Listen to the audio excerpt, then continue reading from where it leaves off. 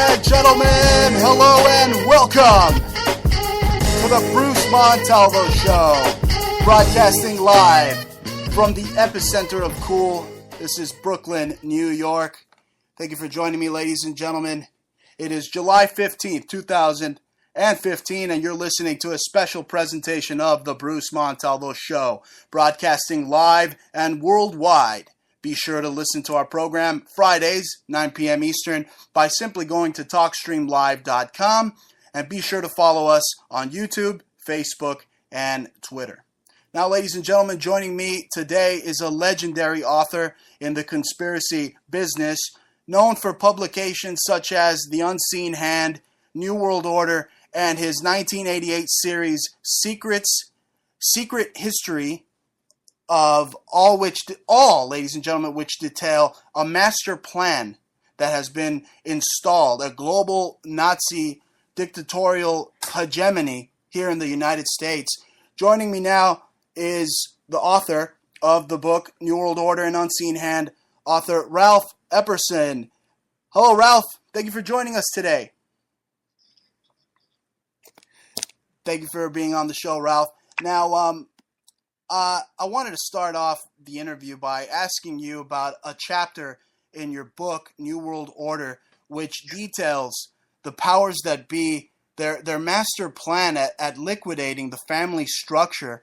Now, I think I recall hearing a lecture of yours way back where you stated that the New World Order planned this homosexual agenda back in the 1960s to deliberately destroy the family unit.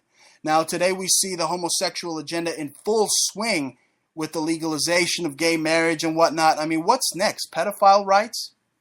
Well, there have been messages put on Facebook that have allegedly, once again, we don't know, but allegedly quoted leaders of the gay rights movement who have said that this is only the beginning of the things that are going to get made legal, like bestiality, wow, sodomy, multiple partner marriage, you name it. We're going to completely redefine the word marriage, and ultimately it's going to be able to. There are people who are going to have these different philosophies about marriage. You're going to be able to adopt children, raise children, take children away. They're going to ultimately end up destroying the entire family, because it goes back to the days of Karl Marx when he wrote in 1848 about the destruction of the family. That was one of their goals, because they considered it to be tyranny and oppressive. So the whole thing is going to change, and if we don't start to realize that and put a stop to this, and then get people back to a position where marriage is defined as it has been not only in America but worldwide for centuries, right. One man and one woman getting married, and that's the way it should be. So it's a very serious attack on the family. That's right. I mean, what's next? I mean, this is something like out of the movie in the book, 1984. I mean, they're going to start banning words. They want to ban the words husband and wife because it's insensitive to people who are gay or lesbian. I mean, it's really getting ridiculous. Notice that those of us who believe in a traditional marriage, we cannot get sensitive to their position, right? But they can get sensitive to our position. This shows you just where we're going. This is how, in my humble opinion, how wrong this whole thing is. But nonetheless, it was made legal, and it's going to spread. We're not through. It's going to end up with the total destruction of the family, and quite likely of religion as such, because many churches who will refuse to perform a gay or homosexual marriage are going to be under attack, and they might very well have to shut down or be fined or sued if they don't do it, and they're going to shut down, and that's going to ultimately end up with the abolishment of religion, which, by the way, is where we're going. That's the end result of this whole process called the New World Order. Wow. And, it's just sickening, because this mainstream media, I mean, you tune into NBC, and it's just disturbing what I call this broadcaster, his name's Lester Holt, but I call him Chester the Molester, because this guy is talking about children and being transvestites now, and they're putting it up on mainstream news. It's so disturbing. Well, there was a picture put on the internet on Facebook, I guess a matter of days ago, where there's a young child, I would guess probably 6 or 7 years old, standing in front of a completely nude man out in public. Dear This God. is where we're going. All of these barriers are coming down. Women are going to start going. See, men can go topless. Why can't women go topless? So that's coming as well. And they're going to. All these things will be public and permissive. I've been told for years that in San Francisco, if you go to any of the public parks, you can see parents, couples, right, enjoying sexual liaisons, my right in God. public. See, this is what the traditional Christian ethics said we shouldn't do publicly. That it should be. That's an act of privacy. If you want to do it privately, you should be allowed to. But that's all. All of this is coming down. So world disturbing. And again, ladies and gentlemen, if you're tuning in, we are talking to a legend in the conspiracy genre of writing, and this is Ralph Epperson, who is joining us now. Ralph, this homosexual agenda has strong ties in our armed forces as well. I mean, the Marines, the military, and so on. They've kept it quiet, but there is this thing, they refer to it as the German disease. I mean, are our military and troops, I mean, they're involved in this type of homosexual activity? Well, I remember when this first came out that the women were going to get into the military, and you would wonder, certain men who weren't strong enough were not allowed to get into the military. Right. And now we're going to allow women in, but I believe, I don't know this, but I believe that the standards were lowered to allow them to come in, which means that you're going to be fighting adjacent to someone that's a woman, and she can't do what she needs to do to save your life or hers, and yet we're going to. It's just the whole process of what we used to believe in as civilization is coming apart. That's yes. what the New World Order is, and we'll discuss that by a discussion of what the New World Order is anytime you're ready, because right. That's where we're going. Absolutely. No, it's really a cult. It's a cult. I mean, these people, they're basically a Masonic cult that is obsessed with the hypersexualization of society. I mean, you see it everywhere today. I mean, even in the military, it's there. Well, this all started back, I guess, in the 60s or so, when the pornography, the movie industry got into the triple X or X-rated movies, and movie theaters were opened up to allow people to go and go into a theater to watch it. But now that theater is coming out on the street in certain parts of the country so far already, where people who are naked or nude. There was a picture on the internet of a bunch of group of I think it was men riding bicycles in some city in sort of a parade, nude, naked. Oh yeah, no, they're all out now. I mean, they go out like in Castro in San Francisco with the little nipple tassels. It's really disgusting, you know. So all these things, their thinking, I guess, is this: that Christianity, I'll use the phrase Judeo-Christian ethic, right, has been oppressive. It's held people back, and we've got to eliminate that and let people enjoy themselves. And perhaps the best way to describe that is in that little book called The Law by Aleister Crowley. If you've never read this, you need to. It's a very simple little book to read. Gosh, you could put it in your shirt pocket, I believe. It's that small. Right. And are you familiar with the book? Yes, I've heard of it. And you know, Aleister Crowley was one of the guys at the forefront the New World Order used to popularize this type of behavior, along with Marquis de Sade. Yes. Well, let's just talk about Aleister Crowley. He wrote a little book. I don't remember exactly when, but it hasn't been too long ago. Simply called The Law. And he says that do what thou wilt will be the whole of the law. Right. Which means you are free to do whatever you want to. Now, the Bible, in fact, every major religion has a tenet in it that's very similar, maybe worded a little bit differently, but it goes something like this: do unto others as you would have them do unto you.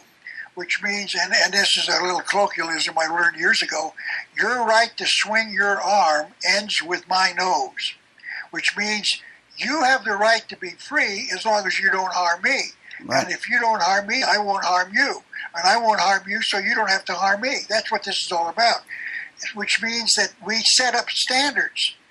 Thou shalt not murder, thou shalt not steal, thou shalt not covet, whatever. Yes. But all of those are coming down because we are being taught by Aleister Crowley that you are free to do whatever you jolly well want, including rape, murder, stealing, etc. Whatever pleases you is what's permissible. That's what he meant by this. And you say, that's impossible. It is not impossible. That's what's happening in America today. We're being taught that everything is permissible. In fact, I've got a book we can read a little later to show you that this is the new thought in many of the circles around this country. It's staggering what these people are saying. Right. No, absolutely. And that phrase, do what thou wilt, that originated from the Hellfire Club, again, of founding fathers, right? Benjamin Franklin. Well, that could be. I'm not familiar with that. I did a show on the History Channel about this. It was called The Secrets of Our Founding Fathers. Right. And I learned a great deal about Benjamin Franklin. Benjamin Franklin was only one of 9 men who signed both the Declaration and the Constitution, yet he was a reprobate. This man had values that were completely askew from the Judeo-Christian ethic that was popular in America when he was on the earth. Absolutely.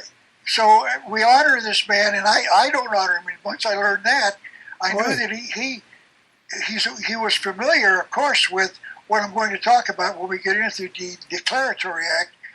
He must have been familiar with that, in which means he approved it. And once you understand what that is, you'll certainly want to be critical of Benjamin Franklin, as I am, later on. Absolutely. These people are impossible what they're doing, and why they set this nation up the way they did. Oh, well, I'm very critical of Benjamin Franklin. I mean, to me, he's a Rosicrucian spy. Yeah. Well, anyway, let's get started with the Declaratory. Absolutely. I want to show you what our founding fathers did to Congress, how much power they gave Congress.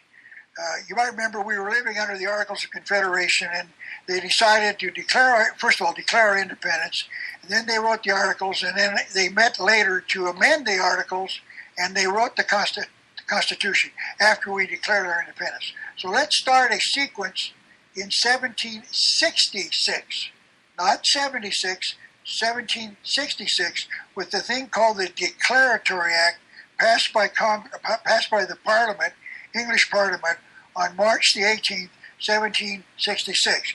Anyone can go, in fact, even while we're talking, can look it up, Declaratory Act, and read it along with me, because we're going to show you why our founding fathers gave Congress total unlimited power, and that's exactly known to our government today, as we're going to see. But let's start the process in 1766. Congress passed the Declaratory Act that reads in part as follows. The King's Majesty had, and of right ought to have, full power and authority to make laws and statutes of sufficient force and validity to bind the colonies and people of America. Full power and authority to bind the colonies and people. And the people, of course, were subjects of the Crown of Great Britain. And here's the key. Commit to memory these next 4 words, because we're going to see it at least twice more. Okay. The power to legislate in all cases whatsoever. So it reads that the king should have the full power to legislate in all cases whatsoever. It's actually 6 words. But the point is that the key is the phrase, in all cases whatsoever. That is unlimited power, as he described it, as full power and authority to bind down the American people. Wow. Do you understand? That is total, unrestricted power. Total tyranny. Exactly. In fact, we're going to use that word in just a few seconds here to show you. Now, 10 years later, our founding fathers issued the Declaration of Independence, of course, on July the 4th, 1776. Now, let's start this with the very first thought, the very first line. It reads the unanimous declaration of the 13 United States of America. So we're creating a thing called the United States of America, which is not true. We didn't do that at all. We're creating a nation known as America, and I'll point out why. When you read those words again, you'll notice that on the declaration, the word united is not capitalized. It's not a name or a noun. It's what they call an adjective or something. Where it's an action. The states were united. So the states were united in issuing this declaration. Now the word states is capitalized because they were referring to those specific 13 states. So it's really the states of America. So we were creating a nation known as America, not the United States of America. You understand that? That's very significant for a reason I'll show you in a few more minutes. So it was the unanimous declaration of the 13 states, small states, or the large states of America. The 13 states calling themselves America.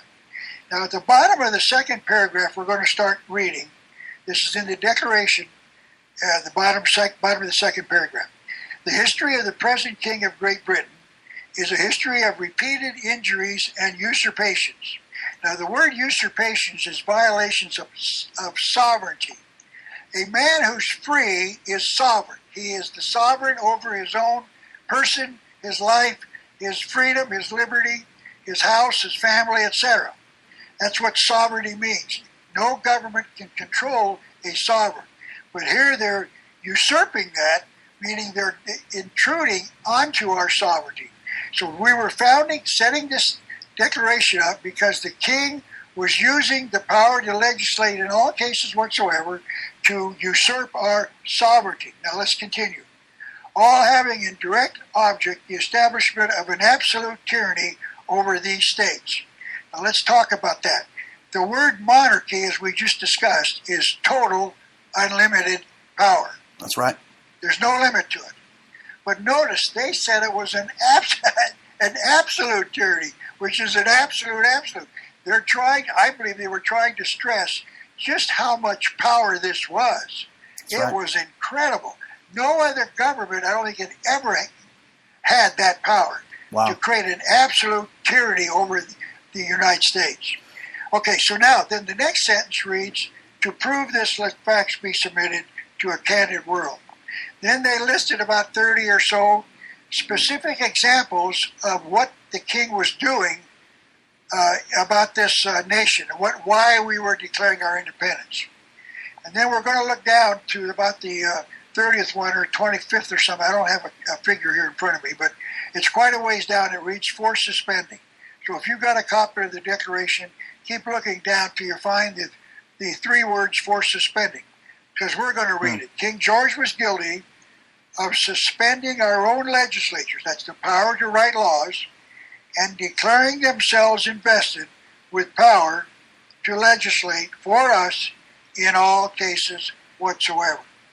That means they were totally familiar with the Declaratory Act, because the Declaratory Act gave the king the power to legislate in all cases whatsoever. So they were repeating those exact same words. They lived under this tyrannical power for 10 years, and they said, we're going to declare independence from that tyrannical power. The power to legislate in all cases whatsoever. Those words mean total, unlimited, despotic, tyrannical power. No limit. Wow. And these founding fathers, they knew what they were doing when they signed that. I mean, we basically never won the Revolutionary War. I mean, Britain won. That's correct. Well, wow. Well, we could argue that, and because I'm going to show you what they did with Ralph, even the colors of the flag itself, the American flag, the British flag, I mean, they represent the British Navy, the British monarchy, red, white, and blue. Well, right? Once again, we're getting off to a side issue that we could discuss time on later. Please try to follow my train here. Right. Because I'm going to build to something, and then we're going to expand that to show you what's happening in America today is all constitutional. Okay. But then, I'll leave it at that, and then we're going to even amend that. Understand that our founding fathers were totally aware of the Declaratory Act. Now, I want to point out to you that I have found no one else in this nation that's found the Declaratory Act. Now, why I did, I cannot even tell you. Somehow it stumbled into my view, and as soon as I saw those words, I recognized them as being the same words in the Declaration. So our founding fathers saw this as being total power. The very words legislate cases whatsoever. Mm-hmm. Now, 11 years later, we're going to create the first government of the United States. We're going to issue a constitution. Now, the intent was to divide the power into what they call the separation of powers, meaning they were going to give three certain branches of the federal government certain limited powers, and they were all going to be spelled out in the Constitution. Article 1 was supposed to spell out the powers of Congress to make the laws. Article 2 was going to be the executive branch of government to enforce the laws, and the third was the judicial branch of government, which was to be to determine whether the laws passed were constitutional. So now we've got three branches of government to separate the powers. They were supposed to work as a balance and check system, which means if the Congress got too powerful, the president and or the Supreme Court could put a stop to it. It's that simple. It was impossible under their original grant for them, any of these three branches to get too powerful, except, and that's where we're going right now. Let's go now to Article 1, Section 8. Now this is here, notice, I want to point this out. This is called the Constitution of the United States. Now notice they said there was a United States, small u, capital S, States of America. So the Constitution is of the Constitution of America. But here they call it the United States with both the word U and the S capitalized.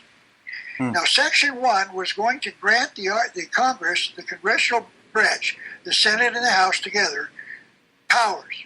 All legislative power herein granted shall be vested in the Congress, meaning a House and a Senate. And we're going to go down to Article 8, Section 8, Article 1, Section 8 of the Constitution. It reads as follows. The Congress shall have power to, and then they listed 18 specific powers. 18. Now, I'm going to just briefly read them. In essence, really a summary. The power to lay and collect taxes, borrow money, regulate commerce, establish rules of naturalization, coin money, punish counterfeiters, establish post offices, establish patents and copyrights, constitute tribunals inferior to Supreme Court, define piracy, declare war, raise and support armies, provide a navy, make rules for government, etc., call forth the militia, organize the militia, and then they've got this one, which is Article 1, Section 8, Clause 17. Now, they did not number these, but we do it just to keep them separate. Mm-hmm. So we're looking for Article 1, Section 8, and the 17th specific power of Congress. And it reads as follows. Congress shall have power to exercise exclusive legislation in all cases whatsoever. Wow. Now, the question is, wait, have we seen those words before? Yes. Where? In the Declaratory Act. We saw them in the Declaration when they admitted it was total power. Yet they just gave that same power, the same identical words, which words have meaning. You can't change it to mean we're giving them applesauce. That's right. They've got the same power they just objected to. Why? And I've been asking that question for probably 3 years. Nobody has even offered any explanation. There is no explanation. This has been in the Constitution since it was written. Wow. Congress has total power given to them by the Constitution. Wow, so the Constitution actually enables these tyrants, it gives these tyrants total power, as you said, total tyranny. That's probably why Obama's running around signing all these executive acts, executive orders. We're going to get into that. Absolutely. Let's stop right here and draw the conclusion, the inevitable conclusion. Congress now has total unlimited power. When the states signed the Constitution, it became the supreme law of the land, but it granted Congress total unlimited power. You cannot speculate and say, well, they made a mistake because, as I pointed out, I think I said this already, there were only 9 men. The Declaration was signed by 56 men, only 9 of which that original group signed the Constitution. So you could argue, well, maybe there were only 39 signers of the Constitution. So those 30 didn't know about this, but 9 of them did know, didn't they? And how many of them were Freemasons? Well, that's a point we could argue. That's right. I can give you some figures maybe a little later. That's but right. let's just stop right here. We've got to conclude that our founding fathers gave Congress total unlimited power, period. That's right. You cannot argue this. There's no way. Well, let's see. They did try to limit it. Let's continue. We'll go back to Article 1, Section 8, Clause 17. Congress shall have the power to exercise exclusive legislation in all cases whatsoever over such district as may by session, etc., become the seat of the government of the United States. Hold on. Washington, D.C. is called the United States. The 13 states were called America. There's two different governments here. The government of the United States is only in Washington, D.C. Wow. And America is the 13 states. They gave power, because it was the Constitution of the United States, they gave power to Congress only in Washington, D.C. Now, let me give you a couple of little examples from my files. There was an article, and I just clipped it out and saved it for years ago. It doesn't matter when. But there was someone arrested in Washington, D.C. Because he had a gun in a holster. I live in Arizona, and I go to meetings all the time with people carrying guns, and I'm glad they're there. We have an open carry law in Arizona. You can carry without being concealed, and I'm grateful it's there. But notice, that's not the case in Washington, D.C. Washington, D.C. is not a state. It's a nation. That's right. The United States. Oh, it's operating on its own accord. It's operating unlawfully. I mean, really, the true seat of power should be in Philadelphia, right? Well, that's another issue we could discuss. I'm trying to go with the train here to show you how this has affected you and I. Yeah, that's fine. But let's stop right here and just draw the conclusion. Congress has the power to legislate in all cases whatsoever, which they defined with their own words as meaning the power to totally take over the government of the United States. You cannot excuse that. And the United States is only Washington, D.C. The states are called America. Okay, now, let's go to the 10th Amendment. Let me get my copy of the Constitution here. I thought I had it in front of me. Here it is. I want to read the 10th Amendment. Before I do, I want to give you a little example. Bruce, let's just say you came to Tucson and during the summertime, and we're sitting out in the patio, and it's very hot. Very hot. Where do you live, by the way? I'm in New York, but I'm originally from Los Angeles, so I drove by Arizona. Oh, man, you could fry an egg out there in the middle of the street. Hot. Oh, okay, scorching.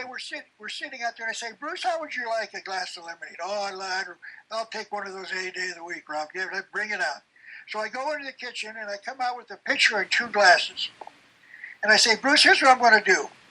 I'm going to pour out the lemonade into my glass first, and then everything that's left over belongs to you. You say, oh, boy, that's how I'm going to enjoy this lemonade. So I pour out the lemonade, and it just fills 1 glass. There's no lemonade left. I'm sorry, Bruce, I only have a lemonade for 1 person. Let's now, with that in mind, let's now read the 10th Amendment. Because we're going to show you how the 10th Amendment limits the states. Okay. It doesn't expand it, it limits it. The 10th Amendment reads, this was in the Bill of Rights, the 10th Amendment was accepted and approved, I think, shortly thereafter. The powers not delegated to the United States by the Constitution. Now, what powers are delegated to the United States by the Constitution? Total power. All the lemonade. Wow. Are reserved to the states, respectively, or to the people. How much power is left to the states or the people? Almost Bruce, nothing. You don't like it, do you? Well, now I understand why the government's always taking the lemonade from the little girls. Now the little girls can't sell the lemonade because they got it all. Do you understand? We have been lied to. We thought they're limited powers. They're not limited. It says powers not delegated. They were delegated total unlimited power. All of the lemonade goes to the federal government. There is no lemonade for the states. Wow. I'm sorry. That's what the 10th Amendment says. Wow. You see how powerful this stuff is? It really and is. I think I'm the only one in this nation talking about this. Why is that? Well, it's really Where ludicrous. are our attorneys defending it? Where's our attorney generals defending it? They're not. Why? Goes against their agenda, Ralph. They praise a secret society. They're all part of. They took the oath. They can't do that. Well, that's something else. They're just psyoping the populace, the American people. We'll read the oath of office, or at least discuss it a little later. Now, let me show you, Bruce. Forgive me. That is my phone. I don't know how. Okay. I think I can silence it. Let's do that. Yeah. Bust out the silencer. Okay. Okay. You want to identify who we are, what we're talking about? Ladies and gentlemen, you are listening to the Bruce Montalvo Show. My guest today is conspiracy author Ralph Epperson. The conspiracies actually have become conspiracy fact, ladies and gentlemen. It's no longer a theory. He's joining us today, telling us about the declaratory powers of the Constitution and how they basically empower the oligarchs, folks. I mean, you can't eat. I always thought to myself, you can't eat the Constitution. It's great what it says. I'm not against the Constitution, but like you said, there's a secret code in there that basically gives the oligarchs total power. Something out of Star Wars with Darth Sidious saying he has total power. That's what's going on here. Yes, I would agree. And and I'm shocked that I'm the only one that I know of saying this and clarifying it. We need more people like you. In many of my videos. Okay, now let's talk about how little Brucey and little Ralphie got along. We're now citizens of the United States. Well, how on earth did I do that? The 13th and 14th Amendments. Now, we got to intercede. This was granted in 1782, 1787, when they wrote the Constitution. Right. So now we separated the states from the United States. That was the original. The Washington. Okay, the second part of that example, they had a curfew in Washington, D.C. Now, there's no such power for Congress to pass a law about a curfew. But see, Congress has total unlimited power over the citizens of Washington, D.C. They're called citizens of the United States, as we'll see in a minute. Right. Now, Congress does allow the city of Washington, D.C. to select a mayor and probably even a constitution. But Congress is in total power. If they don't like what the people in Washington, D.C. elect or change with their laws, wherever they are, Congress can completely override them. Okay. By the way, they pay taxes, but they have a representative in Congress, I'm told, but he doesn't vote. Isn't that called taxation without representation? You got it. Yeah. Isn't that interesting? So that's not the reason that we declared our independence, because they gave Washington complete power over them they got representation, but they have to pay taxes. So let's now go back to the next step, which was the Civil War between 1861 and 1865. That's right. After it was over, it was passed, the 13th Amendment was ratified because it's going to abolish slavery. We fought the war over slavery. Now, those of you who have read my book, The Unseen Hand, know that the Civil War was not fought over slavery at all. Amazing book. There was another motive, but we won't get into that now. Maybe later we can discuss that. But let's at least say at the surface it was fought over the issue of slavery, and we're now going to prove it, that they're going to try to resolve it by an amendment to the Constitution. Now we're going to go to the 13th Amendment. We're going to read as follows. Neither slavery nor involuntary servitude shall exist within the United States. Now, where's that? Washington, D.C. So there'll be no slavery or involuntary servitude in Washington, D.C. Now, the rest of the states can have slavery if they want, but not Washington, D.C. Now, by the way, let's talk about that. We're going to abolish slavery. Now, what is slavery? Slavery is forcing an individual to work for a master without their consent.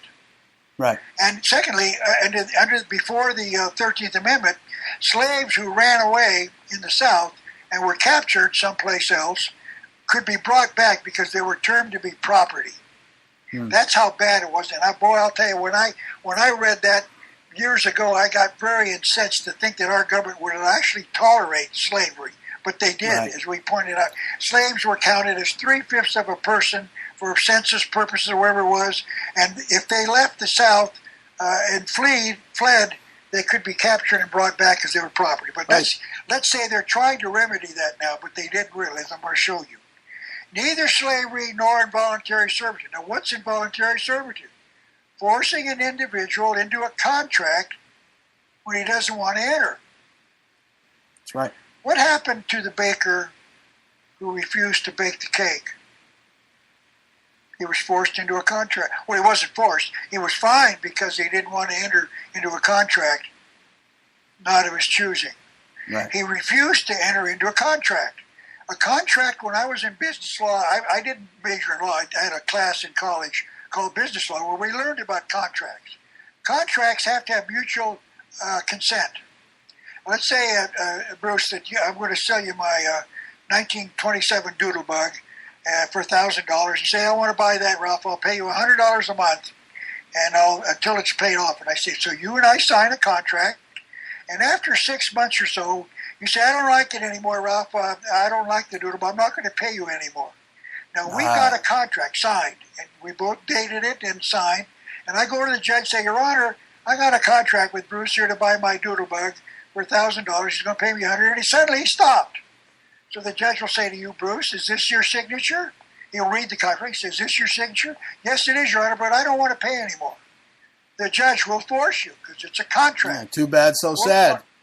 Both parties have to agree. Right. Now, later on, the one way you can get out of the contract, two ways. One is you can get mutual consent. I can say, Bruce, I understand. I would like you're a nice guy. I'll tell you what, I'll stop at 5 payments, and the Doodlebug's yours. Or mutual consent by both parties. We both have to agree. Secondly, force or fraud. Now, if you could go to the court and say, Your Honor, the reason I signed that contract is because Ralph had a gun in his hand and he forced me to sign it. And he's going to say, Epperson, is that true? Oh, no, Your Honor. You're going to say, well, I've got 17 witnesses who saw this happen and I'm going to go to jail. So the contract will become null and void as soon as they discover force or fraud. Let's say that I said it was a 1929 Doodlebug and it was only a 1919 Doodlebug. That's fraud. I deceived you. I got more money for it than it would be if it was a 1919, wherever it is.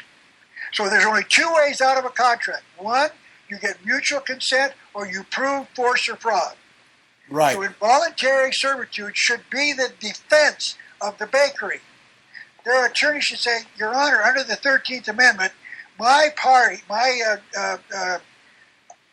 clients decided they did not want to enter into a contract to bake a cake for this couple, and they have the right under the 13th Amendment because that's called involuntary servitude by forcing them. But they didn't do that. They used some other argument. And I don't know why. I think the attorneys, I don't know. Maybe they did use it, but if they did, that means the judge is unfamiliar with the 13th Amendment. Wow. What about an implied contract, Ralph? Well, that's the same thing. If you and I talk about it, we say in passing, yeah, I'll buy your Doodlebug, Ralph, for $1,000. And then I come back on Thursday and you say, well, I didn't say that. I can say, well, yes, you did. I heard you and the witnesses at the party heard you say it as well. Or if you work for somebody and the terms aren't, well, that's not a good example. But at least, at the very least, both parties have to agree. And if I force you into that contract without your permission or your knowledge, then it's called involuntary servitude. What kind of rims are on that Doodlebug? What's that? What kind of rims are on that Doodlebug? Just kidding. Go on. 27-inch rims. Oh, there you go. I don't even know what a Doodlebug is, but I thought a lowrider. Now, let's take the next step. This exists only in the United States. They have no power to limit the slavery and involuntary servitude in any of the states. This power is only for the United States. Because once again, but of course they don't have the power in the states because the states gave it up under the 10th Amendment. Okay, so now we've got slavery nor involuntary servitude, only in the United States. Now let's now read the 14th Amendment, the one that preceded it by about a year, or is that the right word? Came after about a year later. Mm-hmm. Oh, by the way, one more thought. Notice that voluntary servitude is permitted. Notice, right? Yeah. It didn't say slavery, nor involuntary servitude, nor voluntary servitude shall not be permitted. So voluntary servitude is permitted. If you want to become a slave, and you've decided that's what you want to do, you're free to do that. That's called freedom. You can enter into any contract you want to.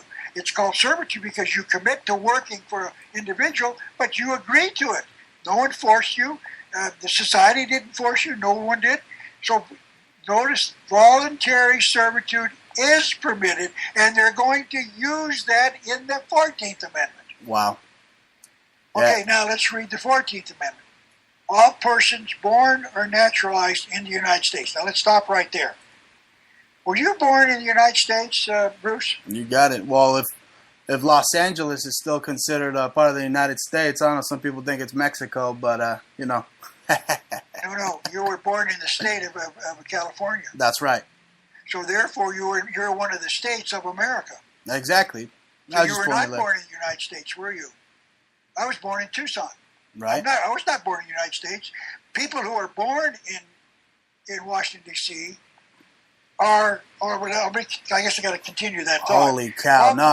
You're definitely onto something there.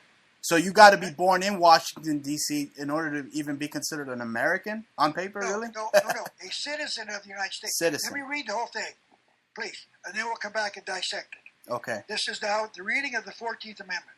All persons born or naturalized in the United States are citizens of the United States and of the state wherein they reside. Now, we were citizens of the state. First of all, we were born in the state of Arizona.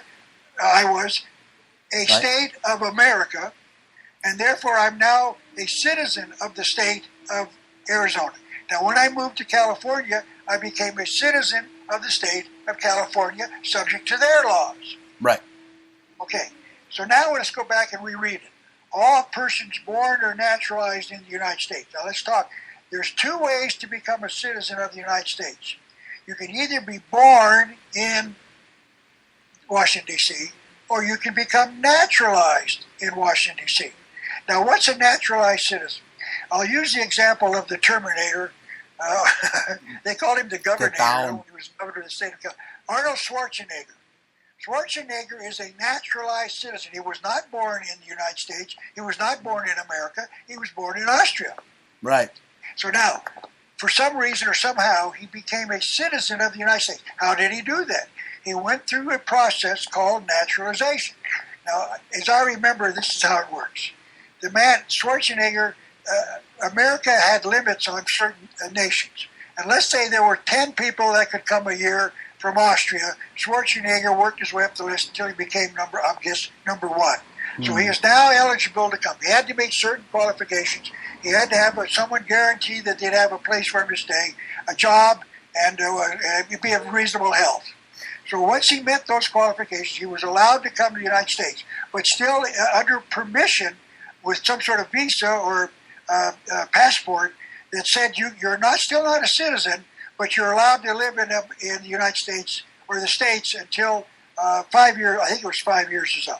Then he went through a process of education about the Constitution, and then Arnold Schwarzenegger took a vow to become a citizen of the United States, the most powerful government ever devised by man. You know, I think the process may have been a little bit easier for Arnold, because the whole Operation Paperclip thing, it was probably a lot easier for him. Listen to me, I'm coming to America. But here's the point. I don't think he knows that. He became a citizen of the not of America. He's a citizen of the United States. That's right. He took a vow to support and protect and defend the Constitution of the United States. Not the United States of America or America. I don't know that Schwarzenegger knows that, but boy, they control Schwarzenegger. They can still kick him out of the United States. Right. Now, he's living in a state in California because notice it said that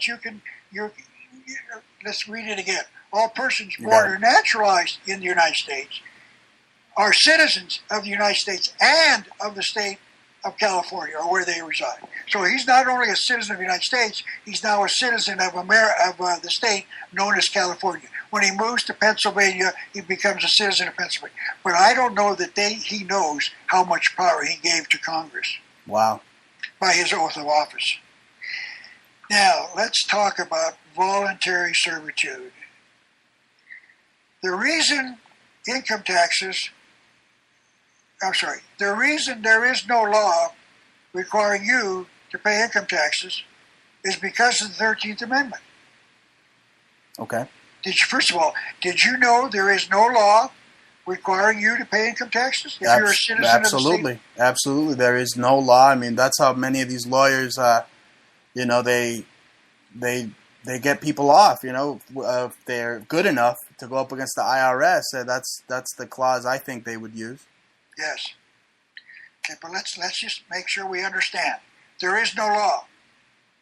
But wait a minute. We're all paying income taxes. Why? How? Now let's define the word color of law. 3 words. Color of law. Color of law is when there is no law, but people think there's a law. It's enforced as law, so therefore it's called color of law. Right. Once you think there's a law, there's a law. So we walked in to get, let's go cover the next one. There's no law requiring you to get I call it a socialist security card. There's no law. In fact, in my DVDs, I show you 2 letters I've got as documentation that they admit it's voluntary, because voluntary servitude is permitted. Right. So you've got to volunteer. Now, I can remember only by some grace, God, I was in the senior in high school only a few years ago, of course. But I remember having the lady come in from the Social Security Administration say, hey, you guys are all going to graduate here pretty soon. And to get a job, the employer's going to ask you for a social... She mistakenly called it a Social Security Act, a law, a Social Security card, a number. So she said, you didn't say, there was no mention of a law. But she said, you're going to be asked for one, so you better get one, and so then you can get your first job. Wow. And by the way, Ralph, you don't sound a day past 30. Thank you. You're right. Maybe 2 days past. No more than that. Right. Thank you. So anyway, here's my point. They know there is no law. It's in writing from their top executive. I've got 2 letters, signed and sealed. It's legitimate. And the reason there's no law is because they can't force us into a contract unless we want to get in the contract. And absolutely. I didn't want to get Social Security, but I got the implication that I had to get one to get a job. Right, we're basically just giving handouts to the monarchy, the British, paying them a tribute. Well, right? Please, we're getting a side issue. I mean, Bruce, let's stick to the point. There is no law requiring you to pay income taxes. There is no law requiring you to get a Social Security number, but we did. Why? Because we were told we had to, or at least implied that we had to. That's called color of law. Once you admit that you're there because you thought you had to, you're admitting there must be a law that was requiring me, but there is no law. Right. Okay, but once you volunteer under voluntary servitude, you become a serf. I just went in yesterday to Western Union to get some money sent to me by a book wholesaler. And when I did, she asked for my Social Security number. Okay. And I thought to myself, wait a minute, my card says not to be used for identification. But notice this, I don't know this, but I'll bet you the contract that I signed, I actually signed for that card. And I said, sure. And they're probably there's all sorts of provisions that says, listen, this contract may be amended by the government anytime they wish to, and you're giving us permission to do that. So they said, okay, well, we're going to now require it, as identification, and they got away with it because it's probably part of the original contract that I signed that I thought I had to sign. Exactly. That's how they get you right there. Yes. So now we are all citizens of the United States and of the state where we reside once we got the Social Security card. Now, once we got it, there's only two ways out of it. Now, as I pointed out before, we get both parties to consent. So we're going to go say, listen, I got this letter here, says it's voluntary, and from your top executive, and I want out. They'll say, no, well, we're sorry, sir. We've got a signed signature that said you wanted the card, and we're going to hold you to that. It's a contract. I know, but I didn't have to do it. Well, we're sorry, sir. Maybe not, but you signed it. Is that your signature? Yes, it is. Well, you signed a contract, therefore you've got a Social Security number. Wow. Same thing with income tax. Once you pay, you've agreed to the color of the law. You're saying, boy, there must be a law and when you fill out your 1040, the thing says, who must pay the tax? Citizens of the United States. Wow. It's so right there, plain as day. So it's there, we don't understand. We think we're all, let me give you one more example. Now, I cannot tell you when this happened, but I can generally come up with it. Now, many years ago, when I lived in Tucson with my parents, my brother and I, my father, my mother, and my grandmother went across the border. Now, we were able to drive because my grandmother was old, so we could walk. She could get out of the car. We could walk and go shopping, and then come back to the car and drive a short distance till we got to the border, and then we'd go through the border and come back to Arizona. So my mother was very wise, and my grandmother had never been to Mexico before. So my grandmother was a naturalized citizen. She was from Poland and went through the process of naturalization and became a citizen of the United States. So my mother said, listen, Mom, when we get to the border, the man's going to ask you, each one of us, to speak out, where were you born? So I'm going to say New York. My husband's going to say Iowa. My brother will say California, and I said Arizona. So when they came to my grandmother, she lied. Now, by the way, just so you know, my father, mother, and grandmother are all passed, so there's no one. I'm not accused. They cannot go to jail for lying. Right. My grandmother cannot be accused. My mother accusing of informing her. But anyway, my grandmother lied and said New York. Go ahead. Because my grandmother said, listen. My mother said, listen. If you say Poland, they're going to ask you for your papers. That's right. And if you don't got no papers, lady, ain't no way to get in. That sounds like some Nazi ideology right there. Yeah. Show me your anyway, papers. The point is that my grandmother lied, so she got back in. Now, just a matter of a couple of years ago, I crossed the same border in Nogales, went shopping, came back. I walked. I came back in, and there's a line of us going through, not of cars, but a bunch of people going back into the United States, many with papers. And he came to me and said, didn't say, where were you born? He says, are you a citizen of the United States? Wait a minute. That wasn't the question you asked me years ago. What's changed? So I always say, I laugh and say, I was born in Arizona. I'm not admitting to being born in the United States. That's right. Or being naturalized. But I am. I got that Social Security card. I was called to go to jury duty. The first question on the form, when I got it in the mail, said, are you a citizen of the United States? So apparently if you're not, you don't have to go on jury duty. So I sent it back I signed it and sent it back and said, I am not a citizen of the United States under the 14th Amendment. I'm neither born or naturalized in the United States. You just gave me a great idea how to get out of jury duty, even though I shouldn't, because it's a staple to our democracy. Yes, I agree with that. That's another issue we should discuss. But anyway, I was prepared. So I said to the lady, she said, ma'am, I don't have to come in. I'm not a citizen. She said, everybody's a citizen. I said, ma'am, I'm not a citizen of the United States for the reasons I just told you. The 14th Amendment defines what a citizen of the United States is as being either born there or naturally. I've done neither. I've got my birth certificate in my shirt pocket.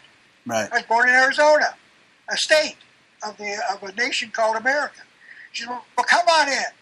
And I said, well, what's going on? She said, you can talk to a judge. Well, I went there thinking, okay, I signed it. I got there in time, and I waited for a judge to come in and say, anybody got any questions? I was going to say, Your Honor, I've got this contract here that I signed.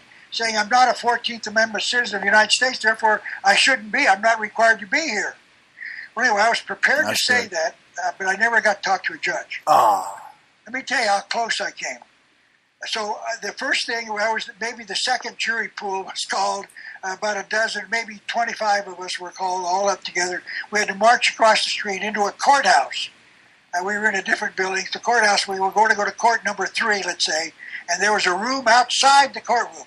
So we were ushered in there, all of us 25, and the bailiff, and he stood there with us, and none of us could leave.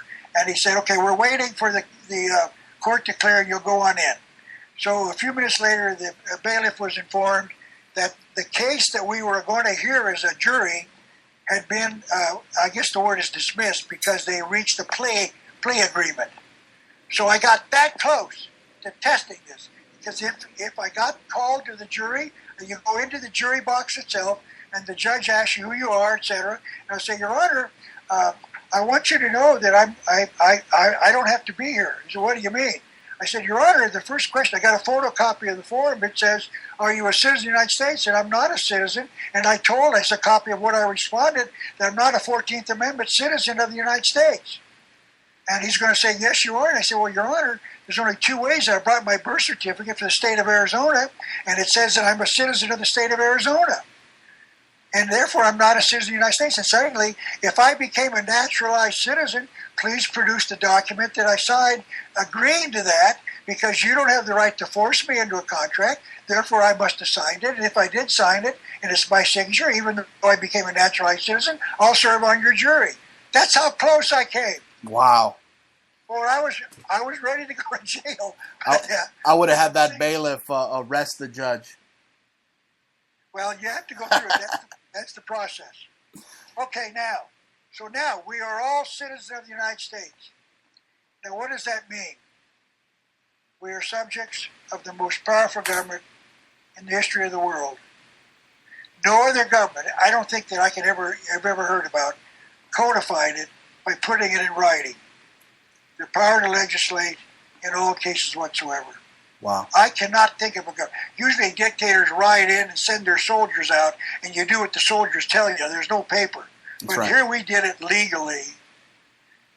Now, we've got Barack Obama making law, amending law, changing law, and Congress is doing nothing about it. Why? He has no power. Secondly, Michelle Obama, his wife, testified in a lecture she's giving.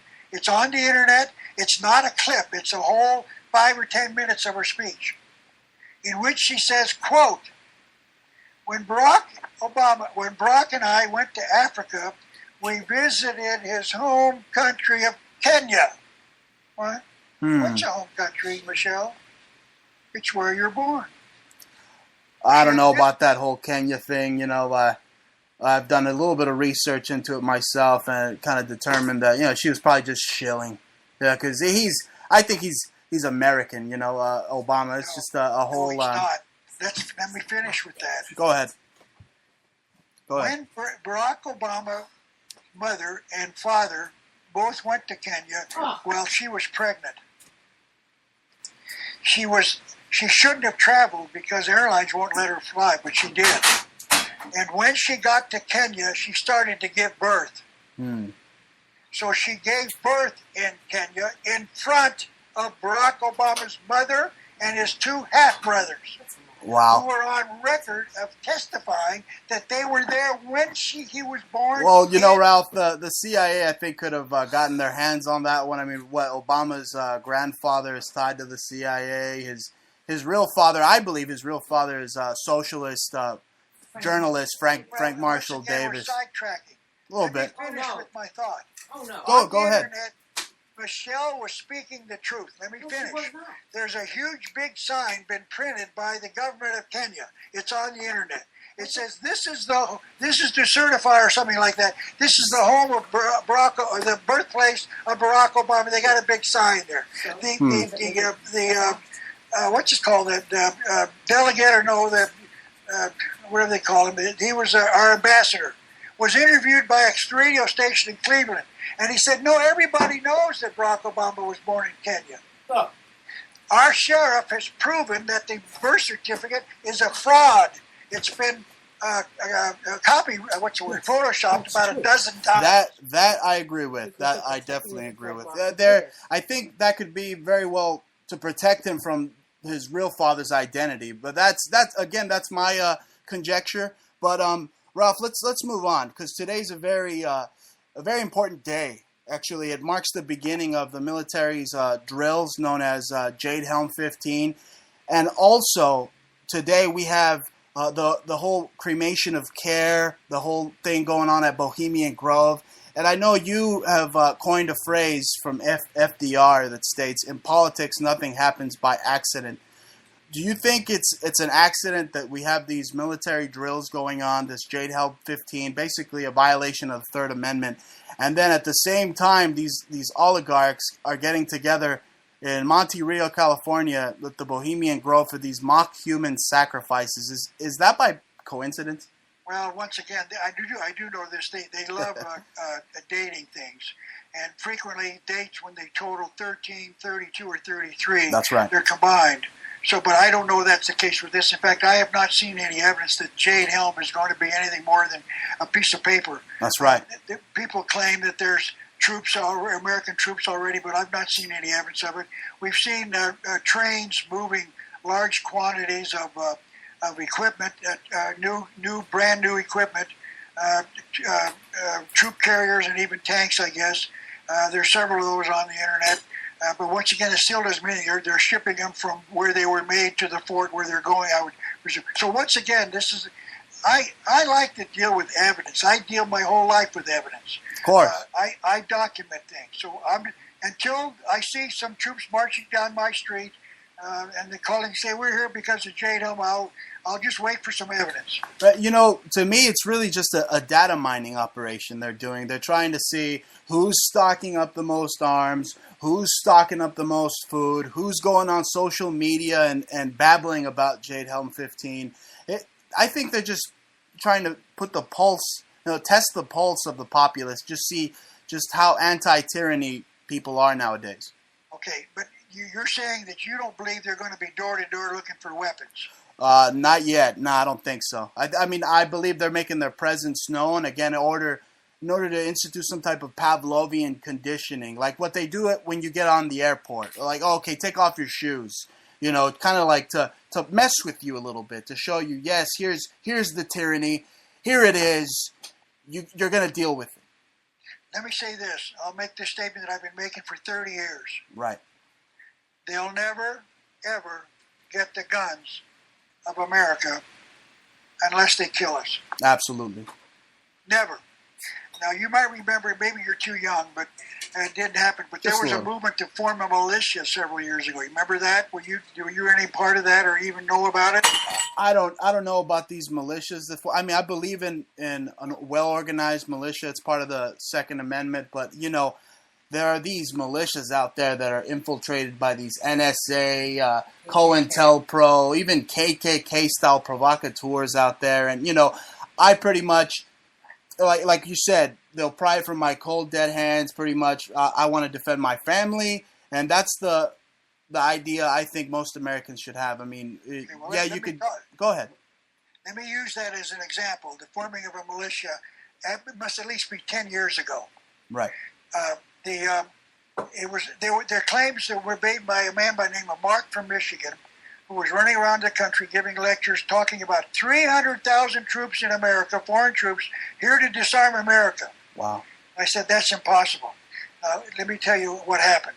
By God's grace, several months later, I was invited to speak in San Diego, and I went. And Mark from Michigan was also invited, so the guy who brought us said, please stay Sunday morning, and because we'll speak Friday night, Saturday, Sunday, you're free to go home.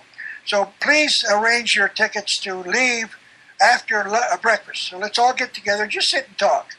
So God's grace sat me down besides Mark from Michigan. I just met him that morning, the day, Friday, I guess it was. And I didn't attend his lecture, but I knew what he had said, and I watched his videos. I said, Mark, I want to talk to you. He said, what is it, Ralph? I said, you're wrong. 300,000 troops cannot disarm America. 3 million troops cannot disarm America. 30 million troops can never disarm America. It simply can't happen. And I'll tell you why.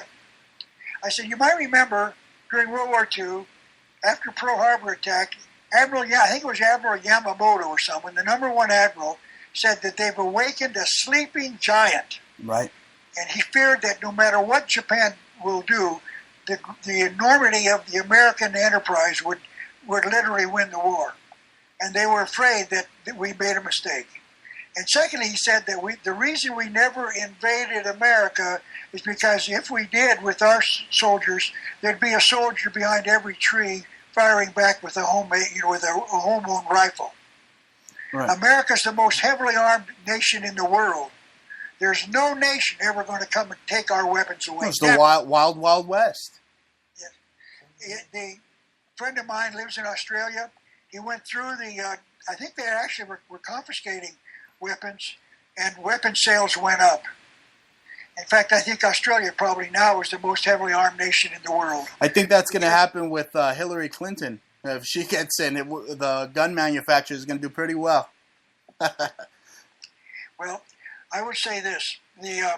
So I said, Mark, let me give you an example of how it can't work. Let's just presume that there's 300,000 houses in San Diego.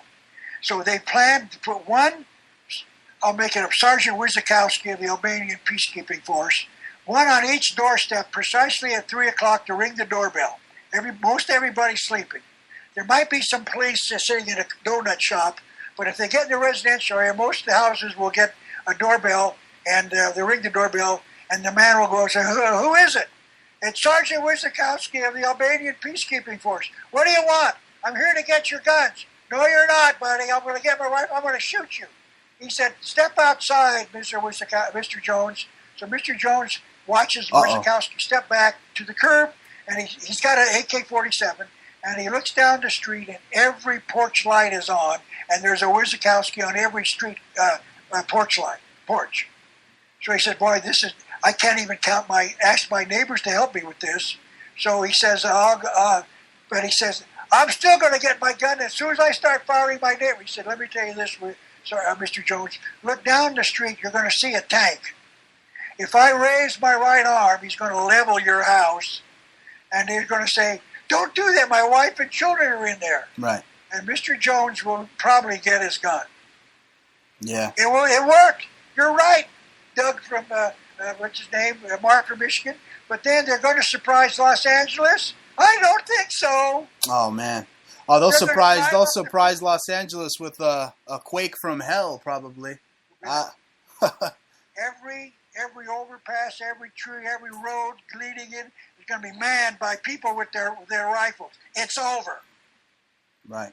It'll never work. But Mark was doing it. Why? Because they were hoping to raise an army of 500,000 militia to march on Washington. This was covered at least 3 times in the past by our own government, trying to force. The most recent one was when they tried to induce Major General Smedley Butler to lead a march of 500 troops on a march on Washington so Roosevelt could suspend the Constitution, declare martial law. Didn't work.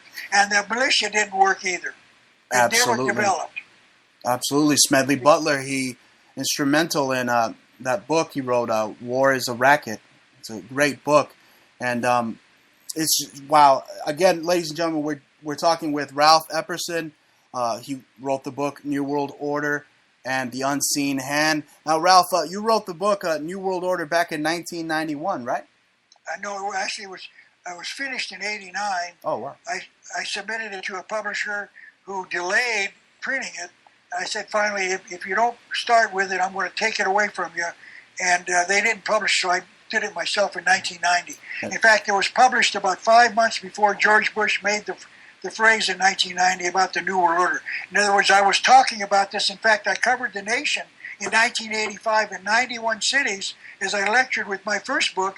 The title of my speech was, nationwide, was Secret Societies and the New World Order in '85. That's right. Nobody was talking about the New World Order except this radical right wing with a tinfoil hat on his head.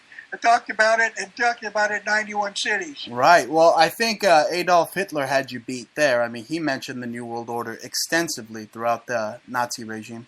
I'm not arguing that, but the point is that no one in America even knew what the phrase meant. Exactly. Until I started the process, and I went to the back of the dollar bill, because the back of the dollar bill says we're announcing the birth of the New World Order, 1782. It's on the back of our dollar bill, the New World Order. It's not new. That's it right. was designed by our founding fathers. And when they gave total power to Congress, it was in accord with this power called the New World Order. Right. I want to ask you about that, Ralph.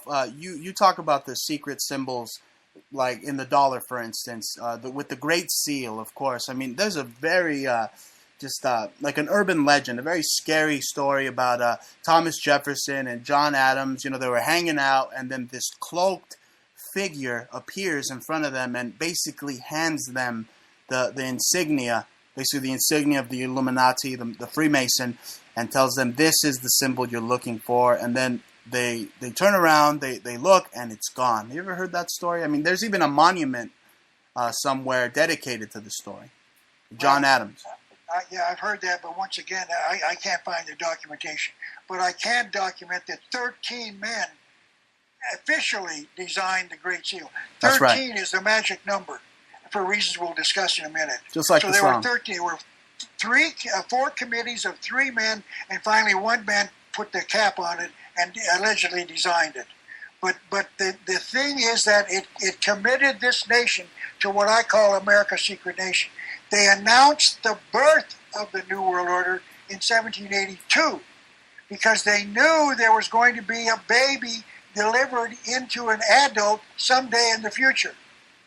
Right. They were creating it and announcing the birth of it, but notice the eye is not on the pyramid because the eye will someday land on the pyramid and the New World Order will arrive. Right. It's unfinished. Their corporation is unfinished as of right now. It's getting pretty close to being at 100%, I think. Well, let me tell you this. That date was January the 1st, the year 2000. Mm-hmm. I proved that over and over and over again from 1985 to the year 2000. I sat here in my house. You might not believe this, but I sat here in my house expecting to die. I'm not joking. I made 2 sheets of paper and put 24 lines about maybe a half inch apart. Try to be, maybe a little bit less than that, but I made it a quarter inch. So I put one on top of the other, sliding it across, so I could tell where was the international date line, where there's one precise second when it's still 1999. That very next second, it's the year 2000. But before it got to the 2000, all 24 time zones were still in 1999. Wow. When it got to the first second of the year 2000 in the international time zone, I believe the New World Order was going to arrive. And I'll be very honest with you, I thought I was going to die because they were going to kill 15/16 of the world's population. Well, they didn't quite do it then. They waited a year to kill 3,000 people here in New York City, that's for sure. Well, okay, let's go back to how are they going to do that? How are you going to kill 15? I'm sure you know the Georgia Guidestones, I would presume. Right. I won't say sure, but I presume you know. Right, what yes. does it say about population? How many? Under 500 million, I believe. How many people are there on the earth? Too many for them. That means something like that. 92% of us have to die. Wow. By the way, in my book, The New World Order, I cite about 4 or 5, at least that's all I could find, who also came up with 500,000. Why? Even Maharishi Yogi whatever his name was, the guy, the Beatles loved him. He was one. They actually went to India to sit with this guy, and that's where they learned all about the New Age religion. And they, Maharishi whatever his name, Yoga, said that we have to reduce the population, I think, down to 500 million. Wow. So it was referred. A lot of people knew about it, but it was put in stone in the Georgia Guidestones. You can see it even today. Absolutely. Now, the only way I can know they could do that was with HARP. You know what HARP is? The Hyperactive Rural Research Program. Yes. Where is it? It's in Alaska now. Okay. Well, there's a lot of harps actually, right? I mean, it originated in Russia, I believe, and then we took it over. But now they got them all over the place, I think. Well, Puerto Rico, everywhere. Well, even China, I believe, that may have one. I don't think they had them in 1999. Nick Begich, allegedly a PhD, was the first one I heard about it. He actually published a book on the subject, and he said, I'm going to make this up, he said it was X amount. If they turned it all on, there was X amount of signal they could create. It was supposedly supposed to bounce around the atmosphere, bounce off the atmosphere until it covered the whole Earth. Right. Ronald Reagan believed it was going to shoot down missiles coming in from Russia.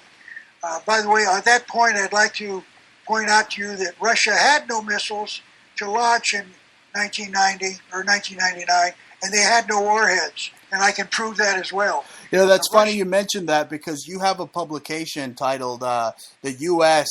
is the Only One with Nukes," right? Something like that. Right. So I wanted to ask you, what do you make of this whole charade with Iran supposedly getting nukes? Okay, let's go back first. Let's go back to my comment. Gotcha. Ronald Reagan knew there were no nukes in Russia when he signed the INF Treaty. If I can read 2 sentences, I will prove that to you. You want to hear it? Go right ahead. Hold on, I got to reach for it. Again, ladies and gentlemen, we're speaking with Ralph Epperson, legendary author, written many books. I mean, some of the books he's written that were instrumental in even waking me up, folks. So he's joining us today on the Bruce Montalvo Show. Ralph, you there? I'm there. Okay. I have in my hands, of course you can't see this, a copy of the treaty.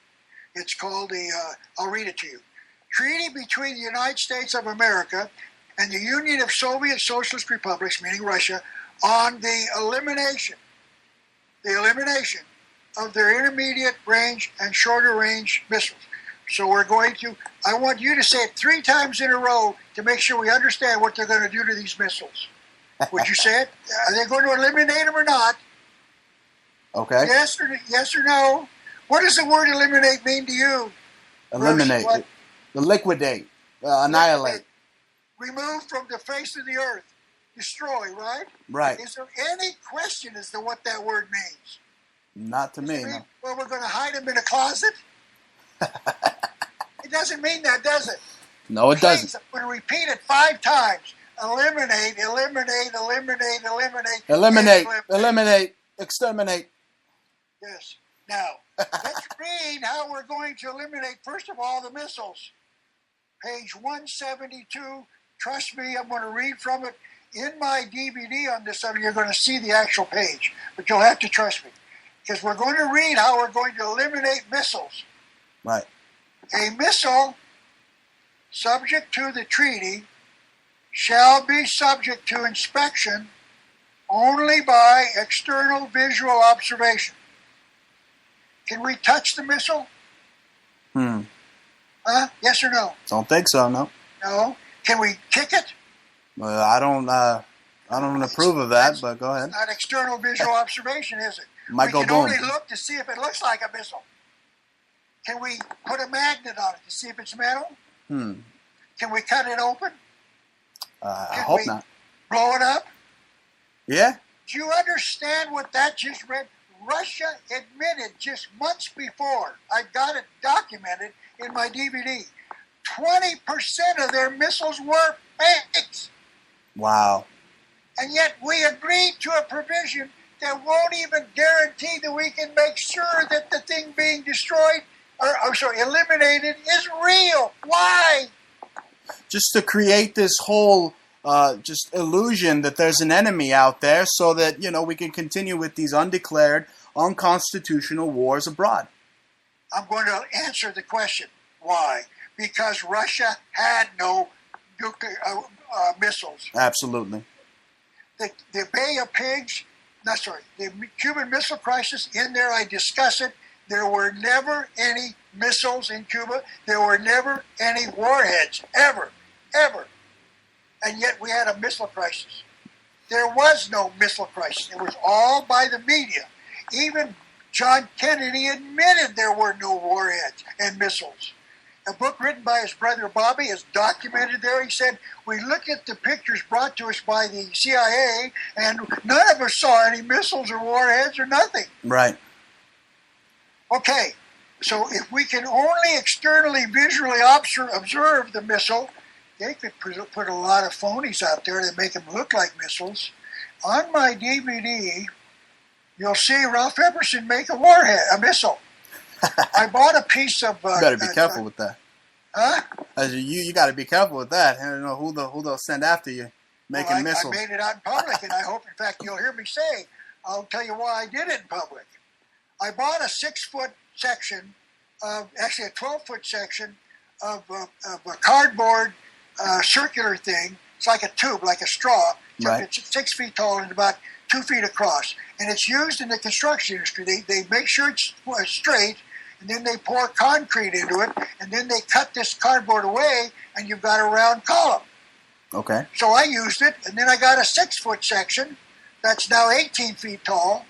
I made a round circle, then cut it so it could make a cone. I scotch taped that on the top. I painted that black. I painted the missile right, and then in the middle section, to hold the two together, I used black duct tape to hold it together, and then I cut out letters SS-20 because that's the missile we're going to destroy, and then I cut out a red star, which was the symbol of the Russian government, and I put it on a bucket that made it look like it was a bad buffalo for the flame to come out, and then I went out there dressed in all beige uniforms and walking around, and you could see how tall it was, and I took pictures of it. And then I told the people in my lecture, the first time I showed it, I said, I want you to know a Russian scientist came to America, heard that I was talking about the fact that there were no missiles, there were SS-20 missiles, and he brought these two pictures to show me, and I'm going to reveal them to you for the very first time, because America had no pictures of an SS-20 that they were going to destroy, eliminate, non-zip. So I made the thing, put it out, took the two pictures, and showed it. The first picture shot through a bunch of bushes, which made it look like the guy taking the picture was sneaking in to take this picture of the SS-20. Right. And then I took a closer up of it, and I said, now, if you look very carefully, I said, let me tell you this, those pictures are fake. I made the rocket myself. It's pretty much what these guys that are reporting on Jade Helm 15 are doing right now. Just faking pictures, right? I mean, you probably could even work for the Army as an artist to make things for them. So I admitted that my missile was fake. And I said, if the KGB or the Russian government ever launches their fake missiles on America, I'm going to launch my fake missile on Russia. You got it. There you go. Do you understand? The whole thing was a charade. Now, let's see how they're going to eliminate the warhead. And you can eliminate missiles all day long, but you've got to get rid of the warhead because they'll take it off of missile A and put it on missile B unless you eliminate it. Notice, I'll say it again. What does the word eliminate mean, Bruce? It means not to put it in the closet, that's for sure. Let's now read page 36 of the INF Treaty. Once again, you'll see the page in the... Okay, here we go. Paragraph 3 of Section 2 states that before a missile arrives at the elimination facility, its nuclear warhead device may be removed. Nuclear warhead devices are not required to be eliminated because destroying them will be meaningless unless the manufacture of new such items was also prohibited. Also, since warheads are small, verifying compliance with such a prohibition would be extremely difficult. Huh? How many warheads did we destroy, Bruce? How many? All of them. We kept them all. We're the ones with the big guns. Wait a minute, please understand. What does the word eliminate mean? Does it mean blowing up fake missiles? No. Does it mean taking the warhead off and hiding it in the closet? No. It means eliminate. The word, you cannot argue with what the word means. But notice this. Reagan signed this treaty with Gorbachev, brought it back to the Senate, and it was ratified. I'll give you one specific instance. I went to school with, I'm going to name you because you'll understand why in a minute. I went from the 7th grade all the way through 4 years at college at the University of Arizona with Dennis DeConcini. You probably don't ever heard of him, but he was our state senator for 3 terms, a total of 18 years. Okay. So Dennis came to Tucson, and while he wanted to be a citizen, he wanted to find out what we were really wanting him to do. And so he had a microphone in the public there, about 300 people. So Ralphie goes to the microphone. Hi, Dennis. Ralph Epperson. I haven't seen you for years. How are you? I said, fine, Dennis. I got a question for you. Yeah, sure, go ahead. I said, how did you vote on the INF Treaty? I voted in favor.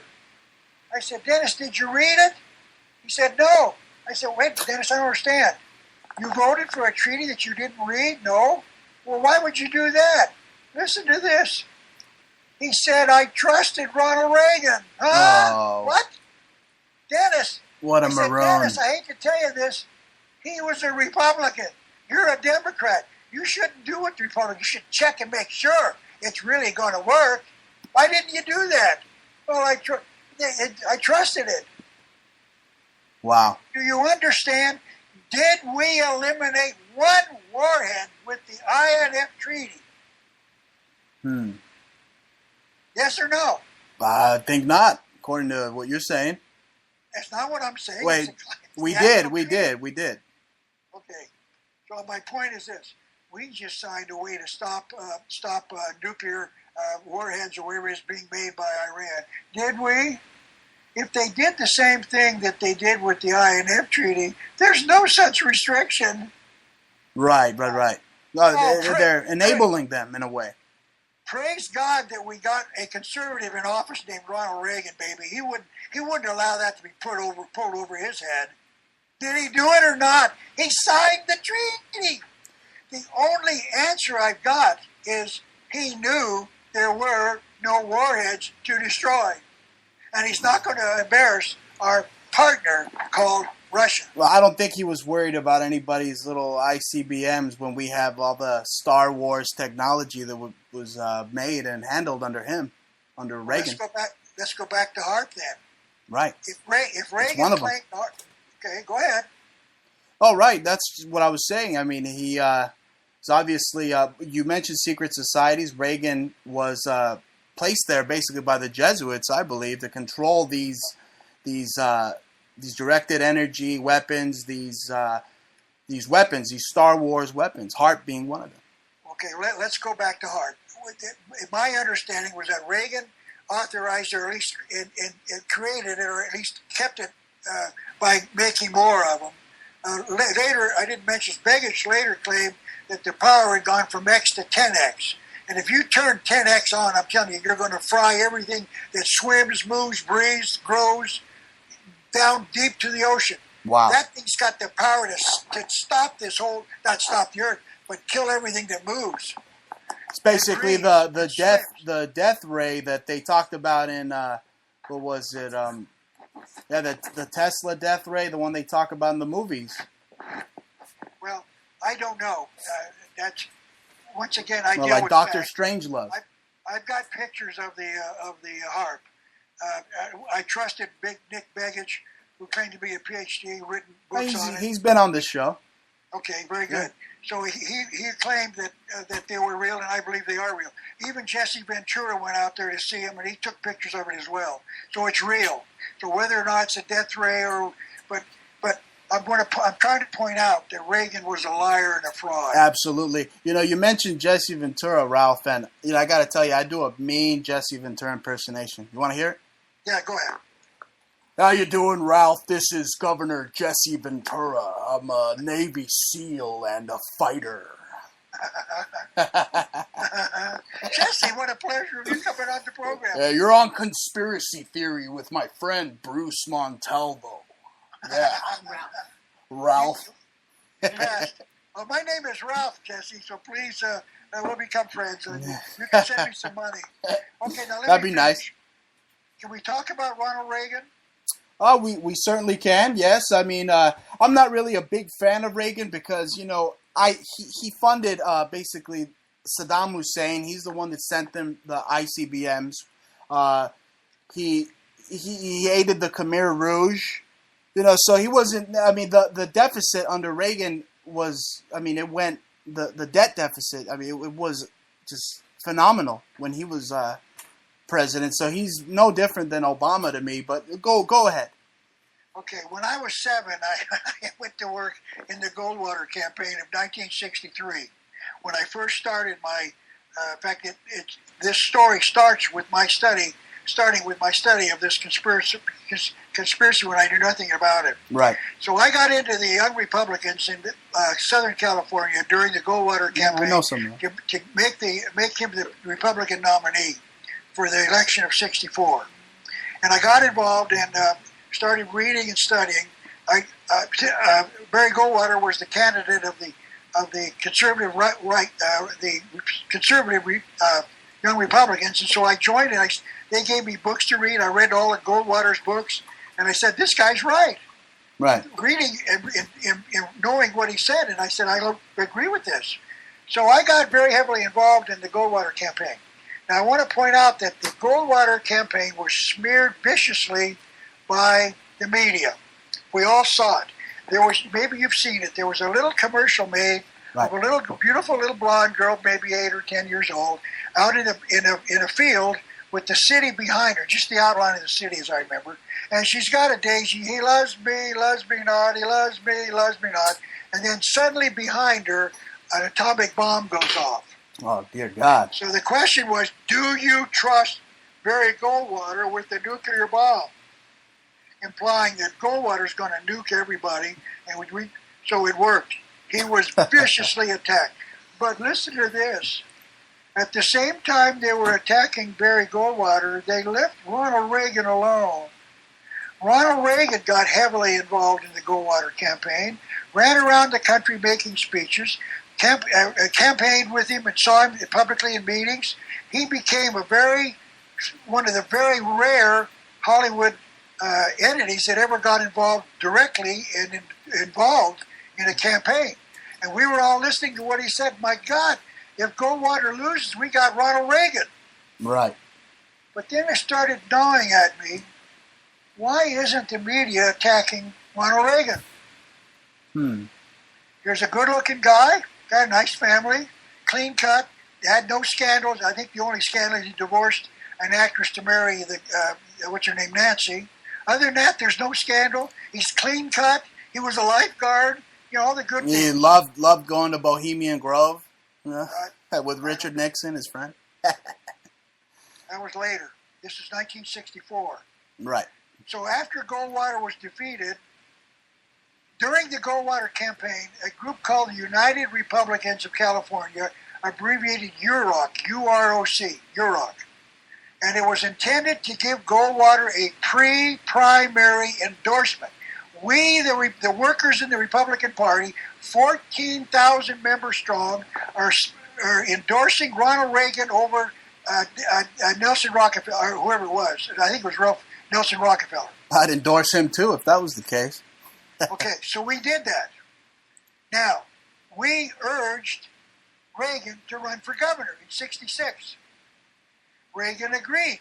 The UROC manned the precincts, manned the offices, donated the money, raised the money, went to conventions urging and talking and doing everything to make Reagan governor. And they were so proud of the fact we finally got a conservative who knew what the issues were in the governorship. 4 years later, UROC passed a unanimous resolution condemning Ronald Reagan as being a liar, a fraud, and a hoax. Ronald Reagan made his first movie in 1940. It's a story about John Brown. Now, you might not remember who that was, but John Brown was an abolitionist who ran around killing people who were slave owners. As I remember, he might have been killing, I think he was killing slave owners. And he was a butcher. He would just ride in and kill everybody. And so in the movie Ronald Reagan was in, John Brown goes to a room, and they portray it as being maybe 8 men, very well-dressed, coiffed, sitting in these plush leather seats in what appeared to be a library. And John Brown, with his bushy beard, walks in, and the guy says, well, who are you? He said, I'm John Brown. Well, what do you want, John Brown? He said, I want to raise money. And they asked him why. And he told them why. And in that scene, the man who was the leader or the spokesman for the other 7 men said, "You tell us how much money you'll need, and you'll have it." Wow. Wait a minute. Why would the very wealthy want to fund a guy going around killing mass numbers of people? Why? Reagan watched that as well, I think. And from that day forward, Ronald Reagan's whole career was pushed to the White House. Right. After Europe passed that resolution condemning him, unfortunately, no one listened, because a few years later he was nominated, I think was considered to be vice president, and then later on he was nominated as Republican nominee. Right. You know, it's interesting when we talk of Reagan too. I mean, eventually he wanted to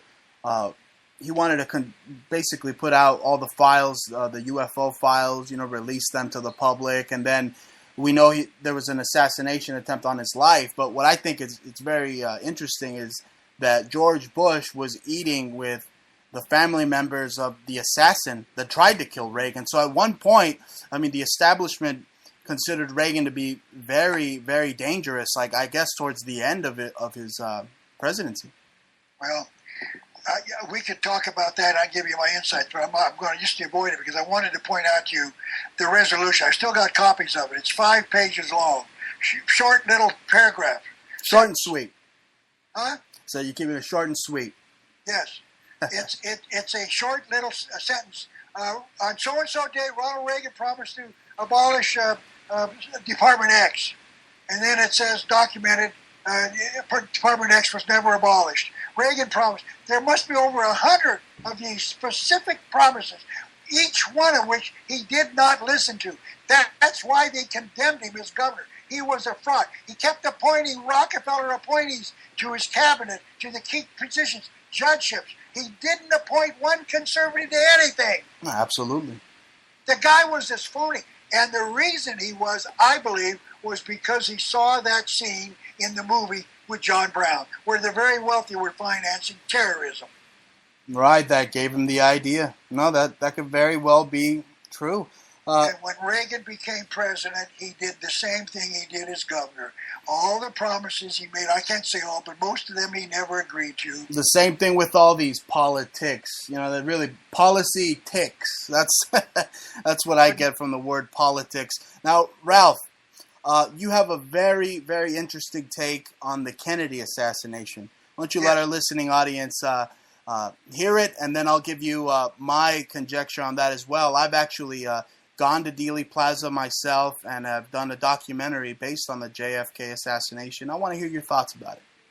First of all, there's photographic evidence in the Warren Commission that Oswald was on the first floor at the time of the assassination, first saw it. That's right. He was getting a Coke. No. Oh, before that. He's in the picture. There was a picture, it's in the Warren Commission, which means they knew about this picture. It's actually inserted into the Warren Commission. This picture was taken by a photographer, I can't remember his first name, but his last name was Altgens, Altgens. And let me describe it the best I can. He's on the other side of Elm Street, which means he's on the south side, and the building is on the north side. He's taken the picture as the car approached him on the driver's side. You can see the whole car, but at an angle. Right. From the left headlight all the way back to the taillight. In fact, the second car, and in the background is the Texas School Book Depository. Now, you do not enter we'll just call it depository. We're talking about the school book depository. We'll call it depository building. You do not enter on the first floor. You climb a flight of stairs, maybe a dozen, and then you walk into the second floor. There's a daylight basement that's called the first floor. That's right, I've been there. Walk up. In the left-hand corner, which is on the west side, stands Lee Harvey Oswald. No question about it. I've proven it. Right. Now, this was right after the first shot. John Kennedy, you can see it through the windshield, has already got his arms up around his neck. So it had to be after the first shot. How can Oswald get down from the sixth floor, shoot a fire shot, and get down to the second floor in the time it took to hit President Kennedy? It's absolutely impossibility. But the picture's there. It's there. Even the Texas School Book Depository itself, it has a plaque on the side of it that states possible site of where Lee Harvey Oswald assassinated the president. So even the building itself and the plaque doesn't believe the official story. Well, yeah, that's because it was never proven in court. Exactly. Let me tell you this. How many times have you heard that the Masons were directly involved?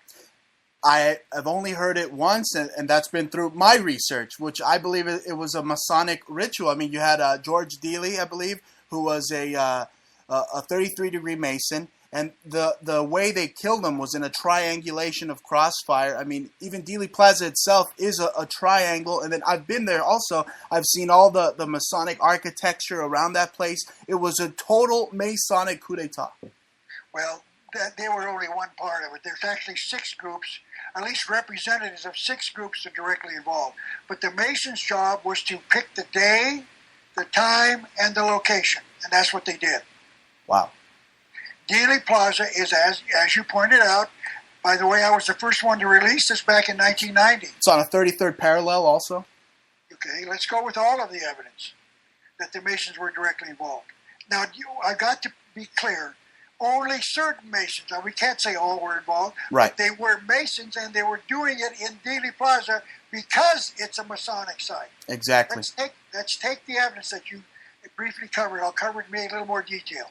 Okay. Number one, you're right. It's underneath the 33rd degree northern latitude. Why is that significant? Because underneath the 33rd degree northern latitude at its eastern end is Charleston, South Carolina. Wow. Charleston, South Carolina was the headquarters of the first 33rd degree council.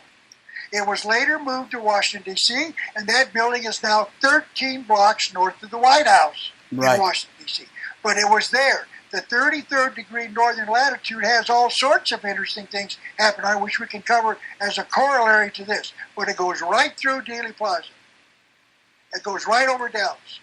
Secondly, John Kennedy's car was on Main Street, turned north. I think it's I can't remember the name of the street. They turned north on another street, and then turned left on Elm Street and went down towards the underpass. When he got about halfway to the corner where he turned to go to the depository building, stands an obelisk.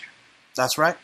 There's 12 blocks plus the flame for a total of 13. He passed within probably 15 feet of this major symbol of the Masonic Lodge. Now, if the car had gone to the left instead of to the right on this street that I can't remember the name of, he would have gone past a huge big statue of George Bannerman Dealey, a 33rd degree Mason, who Dealey Plaza is named after. That's right.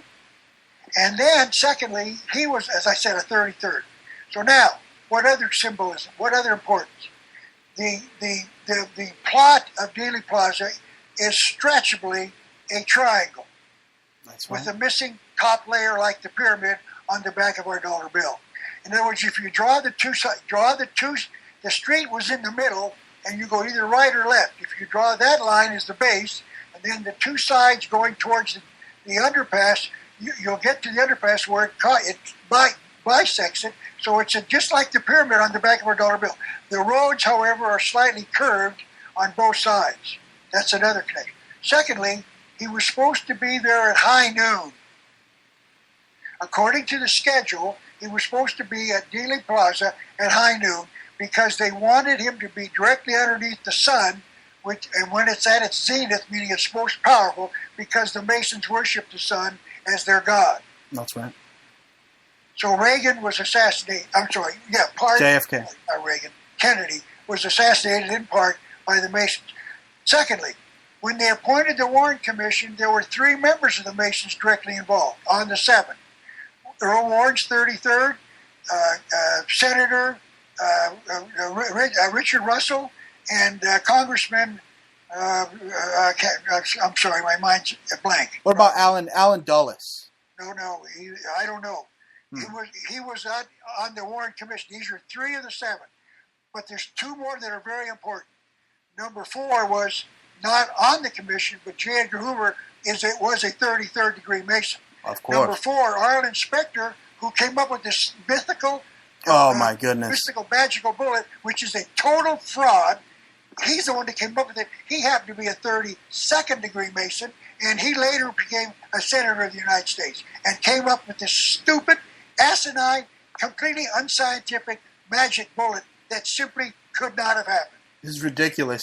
Literally, I think the marksmen, whoever was there, the team of marksmen, they got together, probably under Operation 40. They couldn't hit the side of an Iron City beer can that day, I think. I mean, they were missing all over the place. And one thing in particular, I mean, nobody really has mentioned this other than myself, I think. I was there, and I saw a sewage, basically what looked like a drain.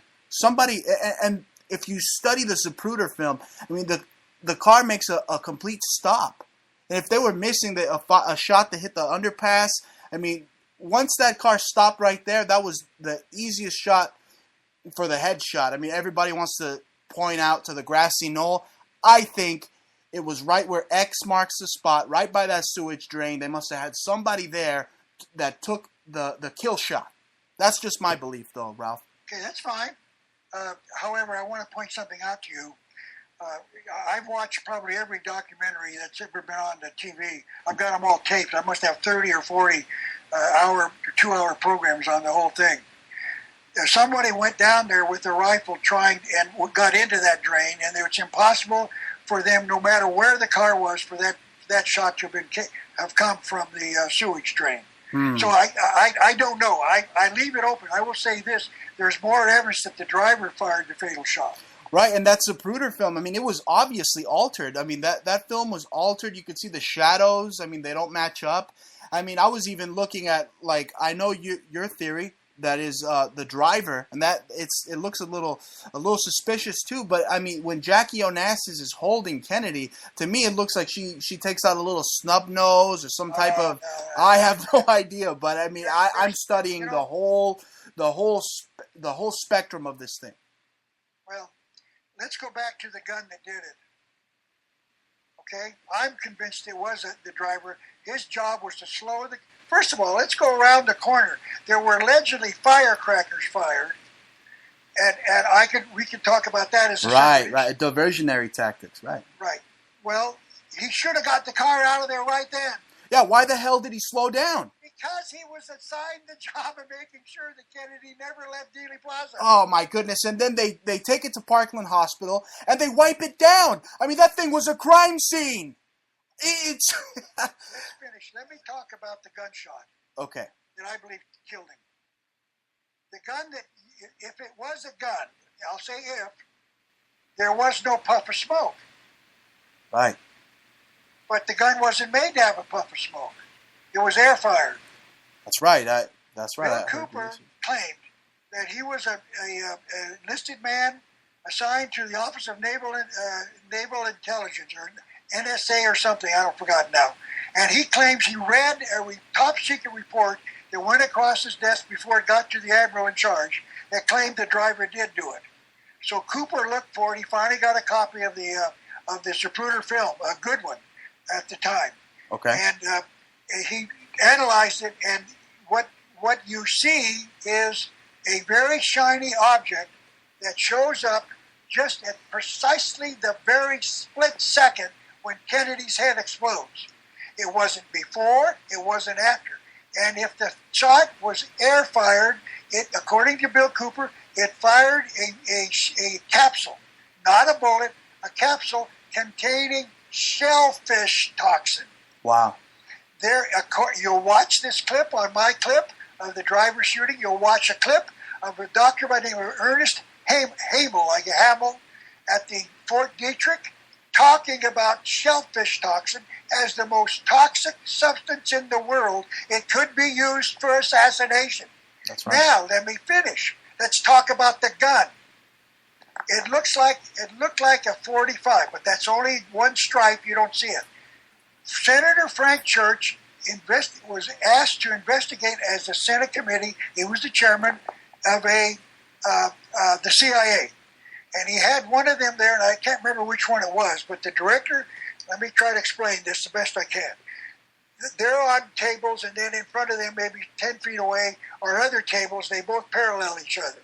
So the director was at the end of the second table, and the church was on the other end as well, and they're conversing. He's asking, did you bring that gun with you? Yes, I did. The gun that could be used for assassination? He said, yes, but it was never used for that. So he said, did you bring it? Yes. Now, please understand, the camera is at the end of the second table, to the left of the chairman, the CIA. Right. The man picks up the gun that you can hardly just barely see, walks around, and then goes right in front of the camera up to the front the table of Frank Church and lays the gun down, and then returns to a seat. Now, when the gun it's certainly black. It's a black pistol. But when it got to the camera, it reflected white light, which means it was, even though it was black, it was very reflective. The pistol used in the Kennedy assassination was very reflective as well. But there's one more key to this whole thing. A very strange little interesting coincidence. When they got to the table, it wasn't given to Senator Church. Barry Goldwater picked it up first. Wow. Now, Goldwater, the camera is rolling. When Goldwater picks the gun up, like most men, it had been, if it was the original gun, it had a scope attached to it for maybe later, because this investigation might have been 6 or 8 years later. I don't know when it was. But it wasn't the original. It was the original. I'm contending it was the original plus the scope. But Barry Goldwater picks it up and takes the scope up to his eye and points it at the ceiling like most men would. Oh, I see how this gun. Now, why is that significant?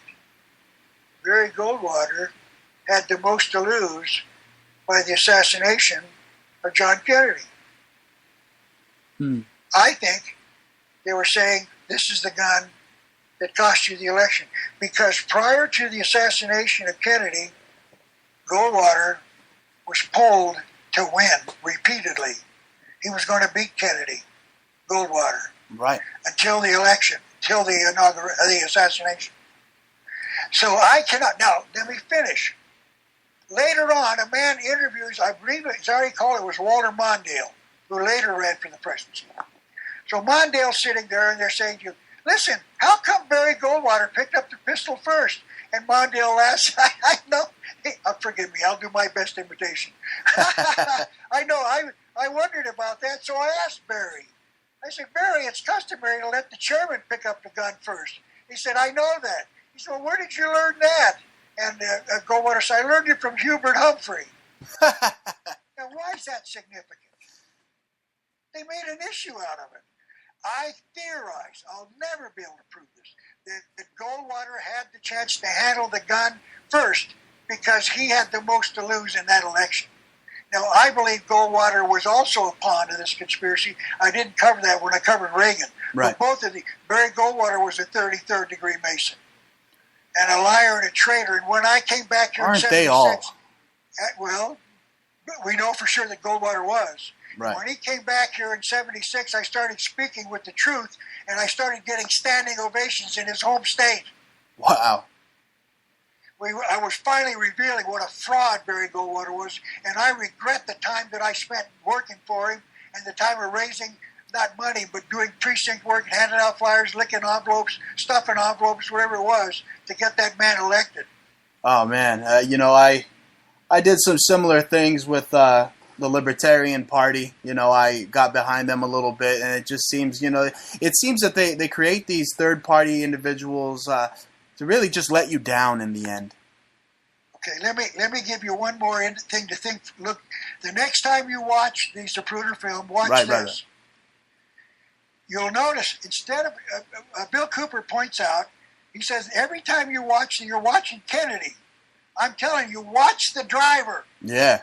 Watch him reach down, pick up the gun, shoot him at the precise split second when his head explodes from the front. When that happens, then he puts the gun away. But there's one more thing that he didn't talk about that I'm talking about. You've got to watch both men together. And I'll tell you why. There's a co-driver, both Secret Service. When the man reaches down to get the gun out from underneath the seat, the co-driver bends with him. So their heads almost hit the dashboard. Huh. And then when he gets the gun out and starts to move back, the co-driver moves with him to his seating position.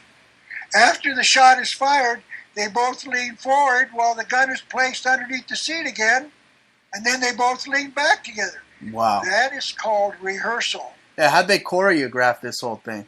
Well, they had a dummy, a Lincoln somewhere? For you. There's a movie called Executive Action. Have you ever heard of it? Yes. Have you ever watched it? I've heard of it. Okay, very good. I'm not trying to embarrass you, but I want to explain for those who have never heard it. Please get a copy and watch it. It was made shortly after the assassination by the liberals in Hollywood. Burt Lancaster, Robert Ryan, and Will Gere, I think we're all members. I can't prove this, but I knew they were very liberal at least. In that movie, they show how these business suits, 6 or 8 of them, planned the assassination. Now, that statement's not true. The assassination of John Kennedy was planned in 1944.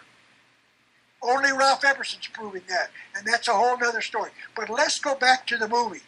In that movie, they agree to hire 3 teams of 3 people, and they're taken to a mountainous scene where it's desert except for big boulders, some 15, 20, 30 feet high.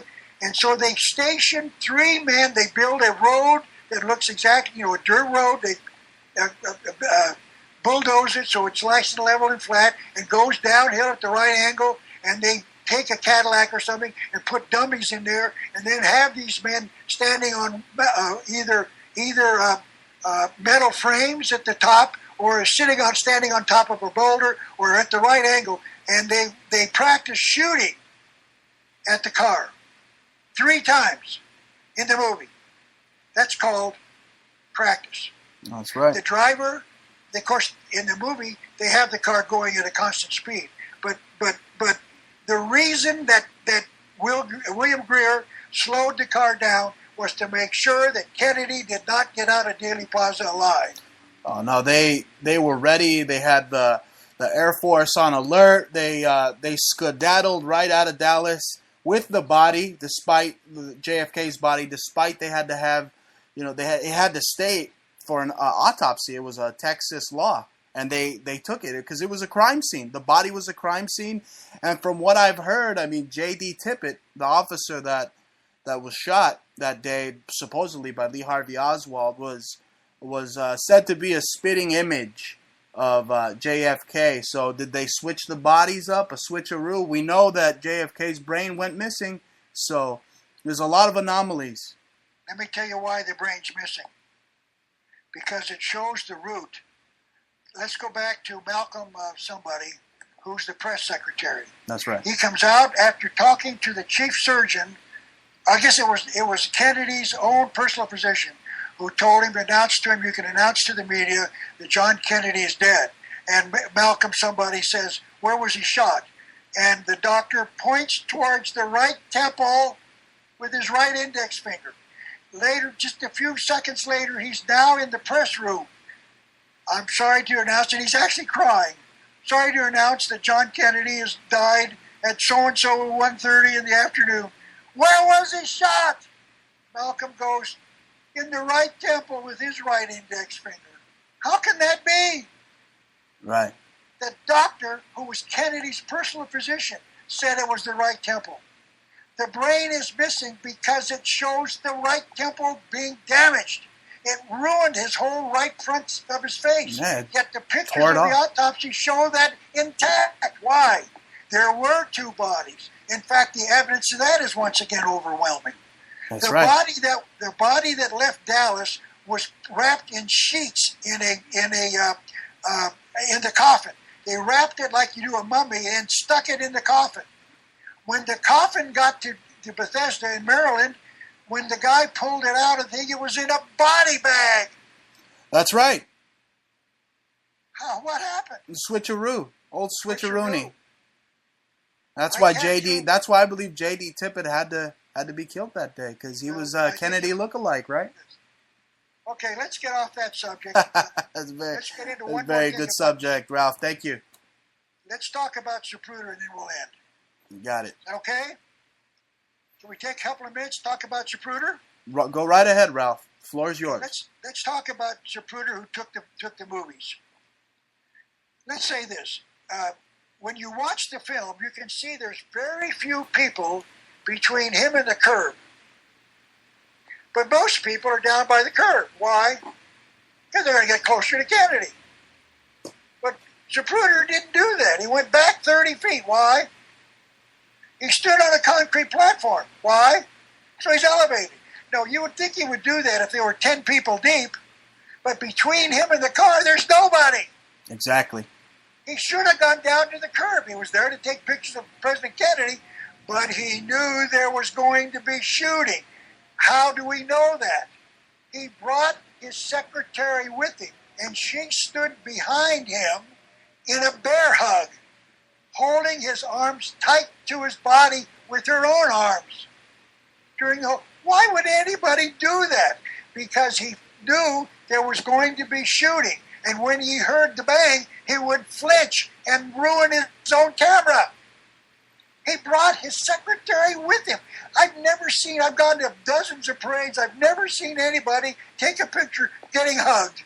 That's right. And 30 feet, he wasn't down on the curb. Why? Because he was afraid he'd get shot. Oh, yeah, he'd catch one from the guy in the storm drain or the guy on the top of the grassy knoll, or right? Of course. But secondly, why did he bring the second? How did he know? He was a personal friend of Jack Ruby's. This is going to sound very racist, but they were both Jews. They were both members of the same synagogue. Hey, so I'm Jewish myself. I'm a Sephardic Jew. So, okay. Yeah. I believe Jack called. Jack was very heavily involved. In fact, maybe we should end with that, in this whole assassination. Jack Ruby called him and said, Abraham, you going to go see the Kennedy thing? No, I don't think so. He said, no, really, you should go there. Why? He said, there's going to be shooting. You want to record it. So Zapruder went out and bought a camera. He's never owned a camera in his entire life. But he said, shooting, it means that I could get shot. That's why he went back. He must have taken a bulletproof vest with him, too. No, he didn't know they're not going to shoot that 30 feet away. He knew that. Because if I'm right, that the thing was rehearsed, Jack Ruby knew where they were going to fire the fatal shot. And that's why he told him to go to the concrete slab, because he'd be right smack dab in front of the fatal shot being fired. That's the point. That place was over-flooded with intel that day. I don't doubt it. They asked for all the cameras except his to be taken away. Why? That's another question. Let me give you two more things to think about. Ruby will end with that. Right. When Oswald was finally brought into the Dallas thing, he was interrogated, questioned, and asked him. They finally have a press conference. It was very poorly drawn. And I do not remember whether it was the district attorney or the sheriff or the police chief, but I think it was the district attorney. It doesn't matter. He's now with the microphones talking to the media. Jim Garrison, I believe. No, that Jim Garrison was district attorney 10 years later, 8 years later. Okay. 68. It was the district attorney for Dallas, where county it is. Oh, okay. So he's now about. We have a suspect in our jail. His name is Lee Harvey Oswald.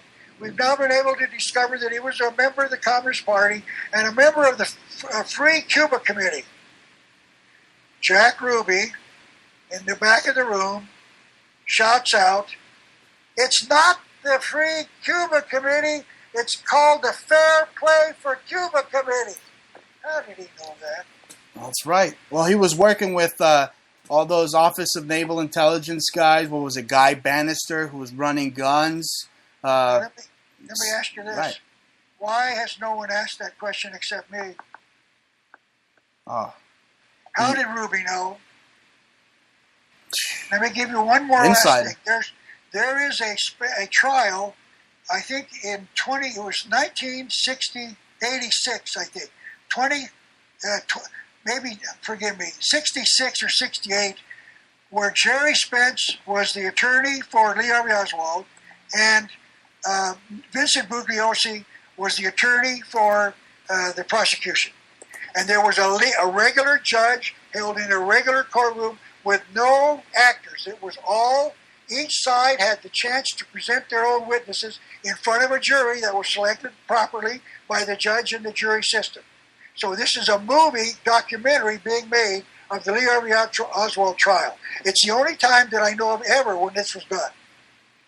At the very end of the movie, Jerry Spence invites a retired policeman to step forward and be a witness for his defense.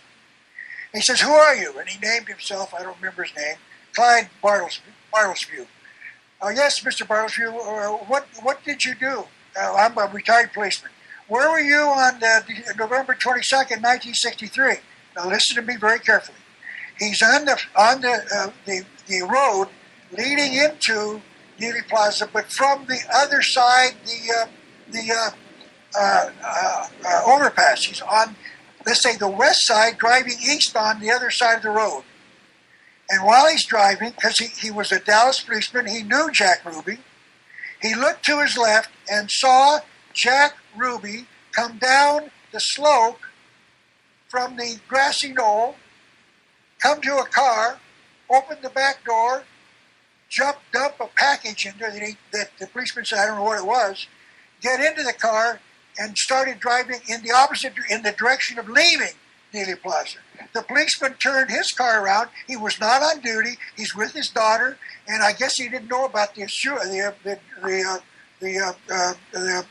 parade or the route.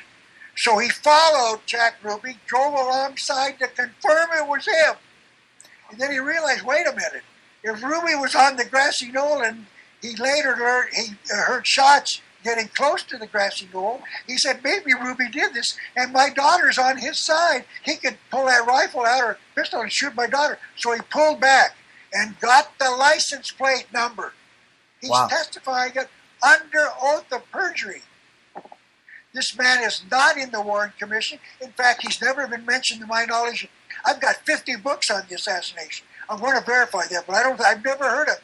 But let me finish.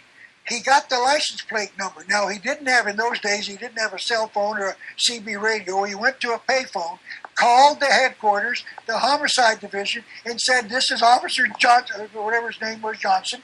I saw Jack Ruby leave the grassy knoll just at the right time. Here's his license plate number. So he gave it to the homicide department. He never got called by the Dallas police. So a little while later, he gave it to the CIA, FBI. They never called him. He gave it to the CIA. They never called him. Why? Of course not. Why? They knew that Jack Ruby was a major player all the time. Jack Ruby got into the Dallas police station not through the ramp. The policeman has testified, even in the Warren Commission, I remember, that no one came down the ramp by walking. The only thing he saw was the ambulance that was being moved out, coming up the ramp. So how did Ruby get in? By a policeman? How did they let a guy that's a known criminal, that's running strip clubs and basically just greasing the cops? That's probably why he got in, because he's a mafioso. But how do they let a mafioso just stroll right into a crowded police station full of cops? Because he knew all the policemen. He used to give them free girls. Exactly. Certain policemen. There's strippers identified Oswald with Ruby in the Carousel Club. They did. Several of them did. And strangely enough, they all committed suicide. One of them was killed. One of them that testified that they were going to, I believe her name was Rose Jeremy, she was going to come forward and say that these guys that were involved with Ruby were going to kill the president, and you know what? They find her dead on the side of a road. Okay, let's add with one last thing about Ruby. Oswald did not shoot Officer Tippit. It's physically impossible for him to go that distance from where he picked up his pistol to get to the theater. He could not have been there when the shooting occurred. And they have the exact time it occurred because someone there, right after the shots killed him, he went to the police telephone, or what they call it, the microphone, right, and called it in. So they've got that on tape. They know precisely when it occurred. So they know that just a minute before, he called it, say, at 1:16, at 1:15 he was shot. Oswald could not have gotten there by 1:15. 3 witnesses saw a short, stocky man shoot it with curly hair. Hmm. Now, he goes to a theater, inside the theater. Why?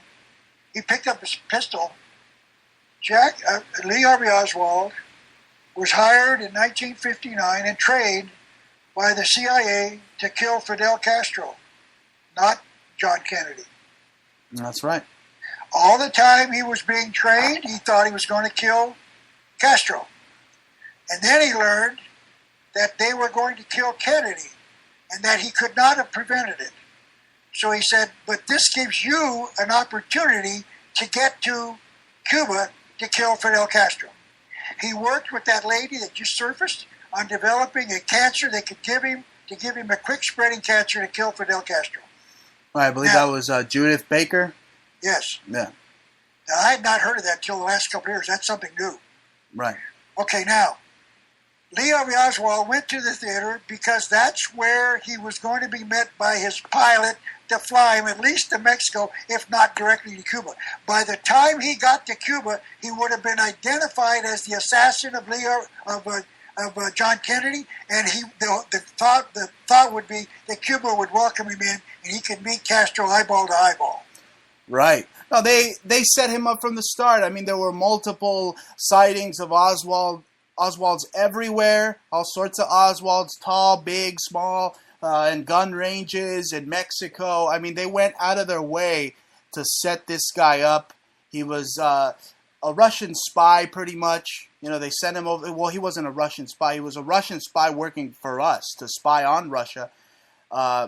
It's just they created him. He is what he said he was, a patsy. But that was all intended to convince Fidel Castro that he was an ardent communist. The Fair Play for Cuba Committee. That's why he rigged it so that could be recorded on film of him getting accused by Carlos Brinegar of being you're a traitor to the cause because he went to the meetings of the anti-communists. That was all intended. The same thing with the attempts to go to Mexico. He never went to Mexico City. The man that came out of the building was pictures of him was nothing to do with Oswald.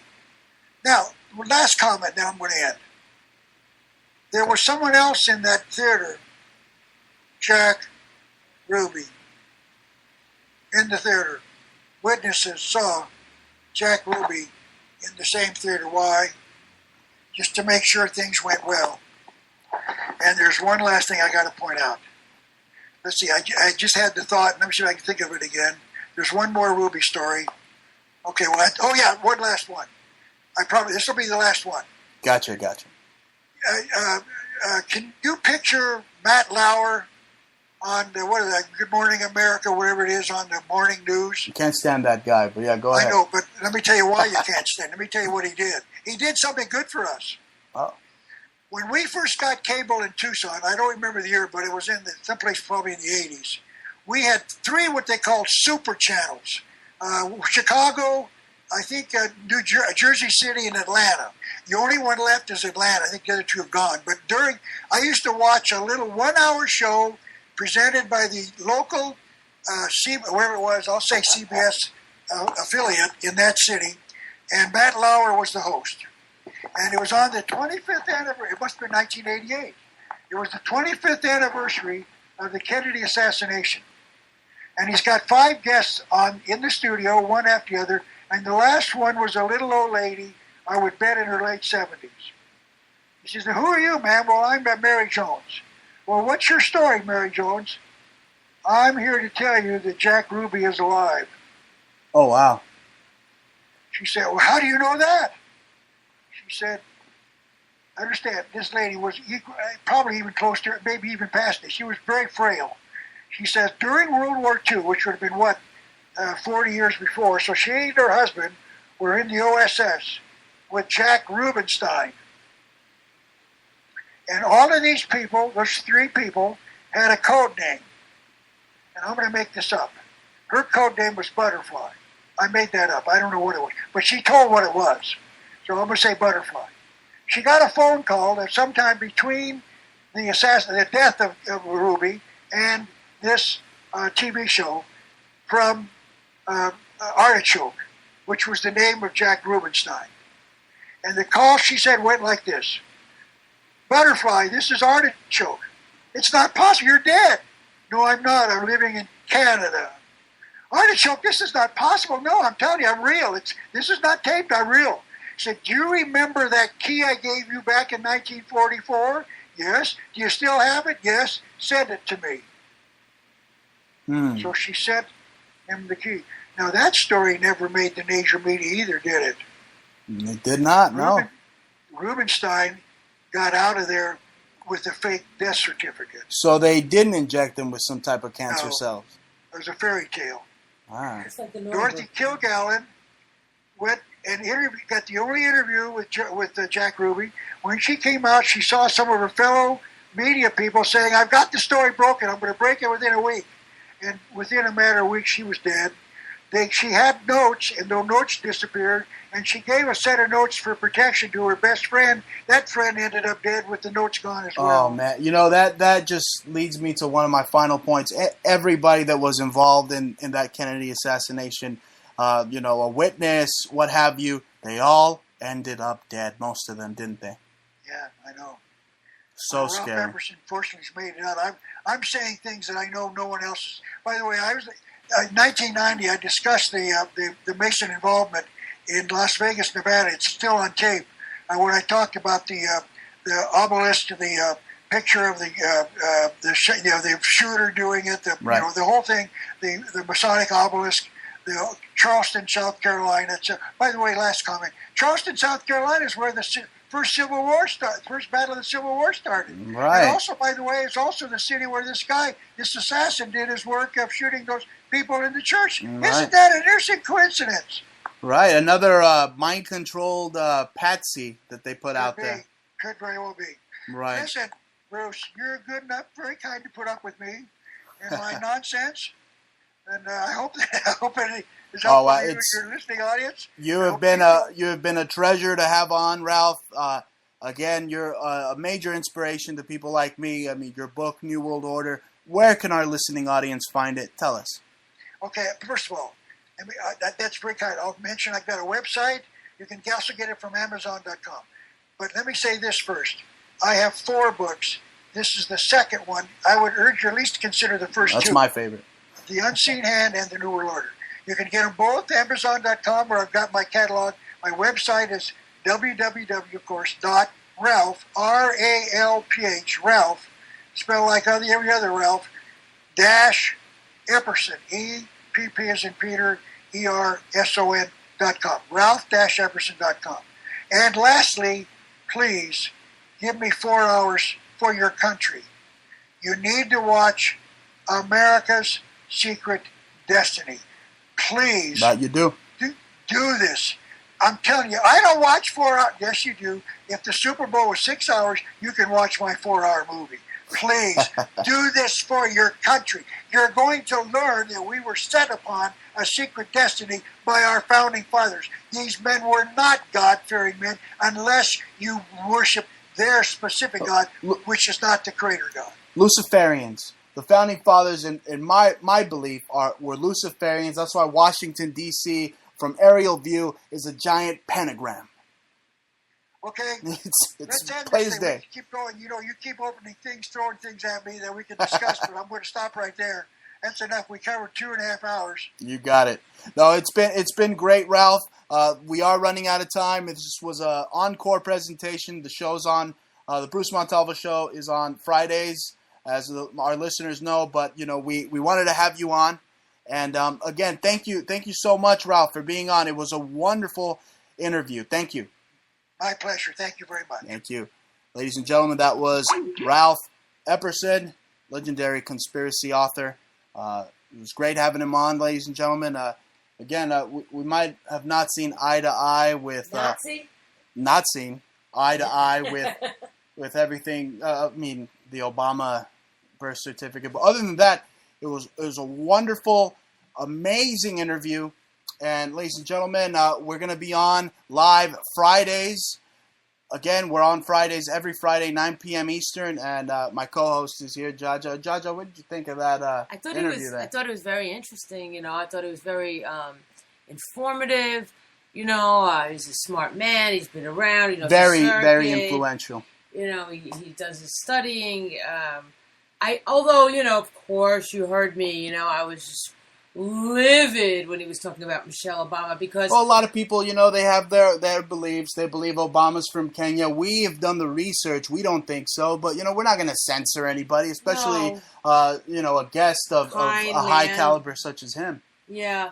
I mean, the information that we have regarding Barack or Barry is so clear. I mean, we've done extensive studying, and it's Frank Marshall Davis. I mean, there's no question about it. And that stupid maneuver that Michelle Obama actually tried to sublimely slip in, that Barack is from Kenya. I felt that was completely, that was contrived. It was to just get everybody pissed off and upset. It's and that's easy. not It's a fact. a psyop. It's a psyop. psyop. And, sometimes even those of us who are the best at breaking down the psyops, we get psyops sometimes too, ladies and gentlemen. Yeah, you'd have to be able to see through that. And you have to actually, before you see through, you have to know the truth. The facts is that Frank Marshall Davis was 1,000% his father. You could see it right there. I mean, you could see it in the facial structure, in the forehead, in the eyes, in the nose, in the mouth, in the chin, in the color of the skin, in the cadence of his voice. Our bodies are instruments. Even the way they're aging. Yeah. The lines, how the lines and creases in certain aspects of the faces. But, the voices and the cadence. And nobody comes from nowhere. All right? Nobody comes with that much swag, with that much intel, with that much influence, and comes from Africa, first generation. Oh, Sorry. that's how they swindled all the white people. You know what I mean? They're like, oh, no, he's from Africa, but really he's homie the clown. Yeah. I mean, Frank Marshall Davis. He's selling hot cars out of the back of Dodger Stadium in the parking lot. Yeah, I mean, Frank Marshall Davis was obviously a problem for Barack if he wanted to become president. And although Frank was implemental in giving him Are you kidding me? All those books he wrote, Sex Rebel, and all the bisexual and the taking pedophile, pictures of naked and the beautiful little 8-year-old girls. Oh my God! 13-year-old girls, little girls and boys. Anyway, that's the hidden history of our president, ladies and gentlemen. And you've been listening to a special presentation of the Bruce Montalvo Show. We are live on TalkStream Live. Fridays, 9 p.m. Eastern. And right now. And then also we have 24 hours. So tune into our Spreaker channel. And we're broadcasting live. Montalvo Broadcasting. Old shows, my music. I'm Jaja. That's actually up next. Yeah, so stick around, Got 3 hours of Jaja. That's right. Straight up mix. I can't get enough of Jaja, ladies and gentlemen. That's why I married her. Yeah. So 3 hours for me isn't enough, but it should be enough for you.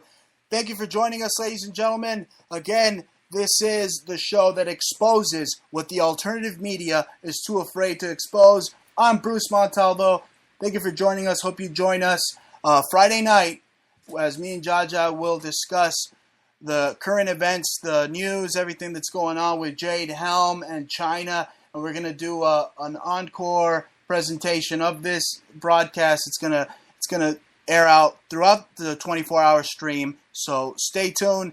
Ladies and gentlemen, this is the Bruce Montalvo Show, reminding you that the freedom of the press is our right and our responsibility. Thank you for listening.